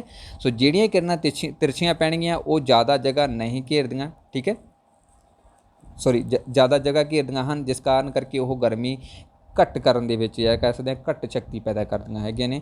ਤਾਪਖੰਡ ਬਣਨ ਦਾ ਦੂਸਰਾ ਕਾਰਨ ਹੈ ਕਿ ਧਰਤੀ ਦਾ ਗੋਲਾਕਾਰ ਹੋਣਾ, ਯਾਨੀ ਕਿ ਧਰਤੀ ਦਾ ਆਕਾਰ ਗੋਲ ਹੋਣ ਕਰਕੇ ਧਰਤੀ ਦੇ ਉੱਪਰ ਸੂਰਜ ਦੀਆਂ ਕਿਰਨਾਂ ਤਿਰਛੀਆਂ ਅਤੇ ਸਿੱਧੀਆਂ ਪੈਂਦੀਆਂ ਨੇ, ਜਿਹਦੇ ਕਾਰਨ ਕਰਕੇ ਤਾਪਖੰਡ ਵੱਖ-ਵੱਖ ਜਿਹੜੇ ਉਹ ਬਣਦੇ ਹੈਗੇ ਨੇਗੇ, ਠੀਕ ਹੈ। ਸੋ ਧਰਤੀ ਦਾ ਜਿਹੜਾ ਮੱਧ ਭਾਗ ਹੈ ਇਕੁਏਟਰ ਵਾਲਾ ਉਹ ਉੱਭਰਿਆ ਹੋਇਆ ਹੈ, ਜਿਵੇਂ ਨਾਰਥ ਪੋਲ ਜਾਂ ਸਾਊਥ ਪੋਲ ਦੇ ਵਿੱਚ ਚਲੇ ਜਾਵਾਂਗੇ ਉਹ ਸੁੰਗੜਿਆ ਹੋਇਆ ਹੈ, ਸੋ ਜਿਸ ਕਾਰਨ ਕਰਕੇ ਉਹਨਾਂ ਦੇ ਵਿੱਚ ਘੱਟ ਪ੍ਰਕਾਸ਼ ਪੈਂਦਾ ਹੈਗਾ ਗਾ। ਸੋ ਜਿਵੇਂ ਜਿਵੇਂ ਅਸੀਂ ਧਰੁਵਾਂ ਵੱਲ ਜਾਵਾਂਗੇ ਉੱਤਰੀ ਅਤੇ ਦੱਖਣੀ ਧਰੁਵ ਵੱਲ, ਉਸੇ ਤਰੀਕੇ ਦੇ ਨਾਲ ਤਾਪ ਦੀ ਜਿਹੜੀ ਤੀਖਣਤਾ ਹੈ ਜਿਹੜੀ ਸ਼ਕਤੀ ਹੈ ਉਹ ਘਟਦੀ ਜਾਵੇਗੀ। ਜਿਵੇਂ ਜਿਵੇਂ ਅਸੀਂ ਇਕੁਏਟਰ ਦੇ ਵੱਲ ਆਵਾਂਗੇ ਉਵੇਂ ਉਵੇਂ ਜਿਹੜਾ ਟੈਂਪਰੇਚਰ ਹੈ ਉਹ ਇਨਕਰੀਜ਼ ਹੁੰਦਾ ਜਾਊਗਾ, ਕਿਉਂਕਿ ਸੂਰਜ ਦੀਆਂ ਕਿਰਨਾਂ ਇਕੁਏਟਰ ਦੇ ਉੱਪਰ ਸਿੱਧੀਆਂ ਪੈਂਦੀਆਂ ਹੈਗੀਆਂ ਨੇ। ਤਾਂ ਪੂਰੀ ਧਰਤੀ ਨੂੰ 3 ਤਾਪਖੰਡਾਂ ਦੇ ਵਿੱਚ ਵੰਡਿਆ ਜਾਂਦਾ ਹੈ। ਸੋ ਪਹਿਲਾ ਹੈ ਓਸ਼ਨ ਤਾਪਖੰਡ, ਜਿਹਨੂੰ ਟਰੋਜਿਸ ਜ਼ੋਨ ਜਾਂ ਟੈਂਪਰੇਟ ਜ਼ੋਨ ਜਿਹੜਾ ਕਿਹਾ ਜਾਂਦਾ ਹੈ, ਠੀਕ ਹੈ। ਸੋ ਇਹ ਤਾਪਖੰਡ ਜਿਹੜੀ ਉਹ ਤਾਪਖੰਡ ਪੱਟੀ ਜਿਹੜੀ ਹੈ ਕਰਕ ਰੇਖਾ, ਸੋ ਧਿਆਨ ਰੱਖਣਾ, ਟ੍ਰੋਪਿਕ ਆਫ ਕੈਂਸਰ ਇਹ ਵਾਲੀ ਜੋ 23.5 ਡਿਗਰੀ ਉੱਤਰ ਦੇ ਵਿੱਚ ਸਥਿਤ ਹੈ, ਅਤੇ ਮਕਰ ਰੇਖਾ ਜੋ 23.5 ਸਾਊਥ ਦੇ ਵਿੱਚ ਸਥਿਤ ਹੈ। ਸੋ ਇਸ ਦਾ ਸਾਰਾ ਪਾਰਟ ਜਿਹੜਾ ਇਕੁਏਟਰ ਦੇ ਨਾਲ ਘਿਰਿਆ ਹੋਇਆ ਹੈ, ਸੋ ਇਸ ਨੂੰ ਕਿਹਾ ਜਾਂਦਾ ਹੈ ਓਸ਼ਨ ਤਾਪਖੰਡ। ਟੋਰਿਡ ਜ਼ੋਨ ਵੀ ਇਸ ਨੂੰ ਜਿਹੜਾ ਕਿਹਾ ਜਾਂਦਾ ਹੈਗਾ। ਸੋ ਜਿਹਦੇ ਆਧਾਰ ਦੇ ਉੱਪਰ ਇਹ ਸਾਰਾ ਦਾ ਸਾਰਾ ਖੇਤਰ ਜਿਹੜਾ ਉਹ ਹਾਈ ਟੈਂਪਰੇਚਰ ਵਾਲਾ ਹੈ, ਕਿਉਂਕਿ ਸੂਰਜ ਦੀਆਂ ਕਿਰਨਾਂ ਤਕਰੀਬਨ ਜਿਹੜੀਆਂ ਇਸ ਖੇਤਰ ਦੇ ਵਿੱਚ ਉਹ ਸਿੱਧੀਆਂ ਪੈਂਦੀਆਂ ਹੈਗੀਆਂ ਨੇ, ਓਕੇ। ਸੋ ਨੈਕਸਟ ਹੈ ਇਸ ਸੰਸਾਰ ਦੀ ਸਭ ਤੋਂ ਗਰਮ ਪੱਟੀ ਹੈ, ਕਿਉਂਕਿ ਹਮੇਸ਼ਾ ਇੱਥੇ ਸੂਰਜ ਦੀਆਂ ਕਿਰਨਾਂ ਬਿਲਕੁਲ ਸਟਰੇਟ ਪੈਂਦੀਆਂ ਨੇ, ਜਿਹਦੇ ਕਾਰਨ ਕਰਕੇ ਟੈਂਪਰੇਚਰ ਇਨਕਰੀਜ਼ ਹੋਣਾ ਸੁਭਾਵਿਕ ਗੱਲ ਹੈ। ਸੋ ਸਾਰਾ ਸਾਲ ਇੱਥੇ ਦੁਪਹਿਰ ਵੇਲੇ ਇਸ ਪੱਟੀ ਦੇ ਉੱਪਰ ਸੂਰਜ ਦੀਆਂ ਜਿਹੜੀਆਂ ਕਿਰਨਾਂ ਨੇ ਉਹ ਬਿਲਕੁਲ ਐਗਜੈਕਟ ਜਿਹੜੀਆਂ ਸਟਰੇਟ ਰੂਪ ਦੇ ਵਿੱਚ ਦੇਖਣ ਨੂੰ ਮਿਲਦੀਆਂ ਹੈਗੀਆਂ ਨੇ। ਔਰ ਭਾਰਤ ਵੀ ਇਸੇ ਸਟੇਜ ਦੇ ਵਿੱਚ ਹੀ ਹੈ, ਇਸੇ ਜ਼ੋਨ ਦੇ ਵਿੱਚ ਹੈ, ਕਿਉਂਕਿ ਟ੍ਰੋਪਿਕ ਆਫ ਕੈਂਸਰ ਜਿਹੜੀ ਹੈ ਉਹ ਭਾਰਤ ਦੇ ਵਿਚਕਾਰੋਂ ਨਿਕਲਦੀ ਹੈ। ਸੋ ਇਸੇ ਕਾਰਨ ਕਰਕੇ ਇਹ ਖੇਤਰ ਜਿਹੜਾ ਗਰਮ ਖੇਤਰ ਪਾਇਆ ਜਾਂਦਾ ਹੈ। ਨੈਕਸਟ ਹੈ ਉਪੋਸ਼ਣ ਜਾਂ ਸਮਸ਼ੀਤ ਖੰਡ ਜਿਹੜਾ ਹੈ। ਸੋ ਇਸ ਨੂੰ ਟ੍ਰੋਪਿਕ ਆਫ ਕੈਂਸਰ ਤੋਂ ਲੈ ਕੇ 23.5 ਡਿਗਰੀ ਜਿਹੜਾ ਆਰਕਟਿਕ ਅਤੇ 23.5 ਡਿਗਰੀ ਟ੍ਰੋਪਿਕ ਆਫ ਕੈਪਰੀਕੋਨ ਤੋਂ ਲੈ ਕੇ ਅੱਗੇ ਅੰਟਾਰਕਟਿਕ 6.5 ਡਿਗਰੀ ਸਾਊਥ ਦੇ ਵਿੱਚ ਜਿਹੜਾ ਇਹ ਸਥਿਤ ਪਾਇਆ ਜਾਂਦਾ ਹੈ ਖੇਤਰ। ਸੋ ਧਿਆਨ ਰੱਖਣਾ, ਟ੍ਰੋਪਿਕ ਆਫ ਕੈਂਸਰ 23.5 ਡਿਗਰੀ ਉੱਤਰ ਦੇ ਵਿੱਚੋਂ ਲੈ ਕੇ ਉੱਤਰੀ ਆਰਕਟਿਕ ਜਿਹੜਾ 66 ਡਿਗਰੀ ਦੇ ਉੱਪਰ ਸਥਿਤ ਹੈ। ਸੋ ਇਹ ਸਾਰਾ ਖੇਤਰ ਜਿਹੜਾ ਹੈ ਇਹ ਉਪ ਓਸ਼ਨ ਜਿਹੜਾ ਹੈ ਸਬ ਟ੍ਰੋਪੀਕਲ ਖੇਤਰ ਦੇ ਵਿੱਚ ਆ ਜਾਂਦਾ ਹੈ। ਸੋ ਨੀਚੇ ਤੋਂ ਵੀ ਜਿਹੜਾ ਕਹਿ ਸਕਦੇ ਹਾਂ ਸਾਊਥ ਦੇ ਵਿੱਚ 23.5 ਡਿਗਰੀ ਟ੍ਰੋਪਿਕ ਆਫ ਕੈਂਸਰ ਤੋਂ ਲੈ ਕੇ 66 ਡਿਗਰੀ ਅੰਟਾਰਕਟਿਕ ਜਿਹੜਾ ਹੈ ਸੋ ਉਸ ਖੇਤਰ ਤੱਕ ਜਿਹੜਾ ਇਹ ਖੇਤਰ ਹੈ ਸਾਰਾ ਸਬ ਟ੍ਰੋਪੀਕਲ ਖੇਤਰ ਪਾਇਆ, ਯਾਨੀ ਕਿ ਉਪ ਓਸ਼ਨ ਖੇਤਰ ਪਾਇਆ ਜਾਂਦਾ ਹੈਗਾ। ਸੋ ਇਹ ਖੇਤਰ ਜਿਹੜਾ ਹੈ ਇੱਕ ਅਜਿਹਾ ਖੇਤਰ ਹੈ ਜਿੱਥੇ ਨਾ ਤਾਂ ਬਹੁਤੀ ਗਰਮੀ ਪੈਂਦੀ ਹੈ ਅਤੇ ਨਾ ਹੀ ਬਹੁਤੀ ਸਰਦੀ ਪੈਂਦੀ ਹੈ। ਸੋ ਇੱਥੇ ਸਭ ਤੋਂ ਜ਼ਿਆਦਾ ਕਹਿ ਸਕਦੇ ਹਾਂ ਸੁਹਾਵਣਾ ਮੌਸਮ ਰਹਿੰਦਾ ਹੈ ਹਮੇਸ਼ਾ ਜਿਹੜਾ ਇੱਕੋ ਜਿਹਾ, ਠੀਕ ਹੈ। ਸੋ ਇਹਦਾ ਕਾਰਨ ਹੈ ਕਿ ਇੱਥੇ ਸੂਰਜ ਦੀਆਂ ਕਿਰਨਾਂ ਜਿਹੜੀਆਂ ਉਹ ਤਿਰਛੀਆਂ ਪੈਂਦੀਆਂ ਨੇ, ਜਿਹਦੇ ਕਰਕੇ ਨਾ ਤਾਂ ਇੱਥੇ ਜ਼ਿਆਦਾ ਗਰਮੀ ਹੁੰਦੀ ਹੈ ਅਤੇ ਨਾ ਹੀ ਜ਼ਿਆਦਾ ਇੱਥੇ ਸਰਦੀ ਹੁੰਦੀ ਹੈਗੀ, ਠੀਕ ਹੈ। ਸੋ ਇਸੇ ਕਾਰਨ ਕਰਕੇ ਇਸ ਨੂੰ ਉਪ ਓਸ਼ਨ ਜਿਹੜਾ ਖੰਡ ਕਿਹਾ ਜਾਂਦਾ ਹੈ। ਤੀਸਰਾ ਸਾਡੇ ਕੋਲ ਆ ਜਾਂਦਾ ਹੈਗਾ ਜੀ ਸ਼ੀਤ ਖੰਡ, ਜੋ ਕਿ ਬਿਲਕੁਲ ਫ੍ਰਿਜ ਜ਼ੋਨ ਹੈਗਾ।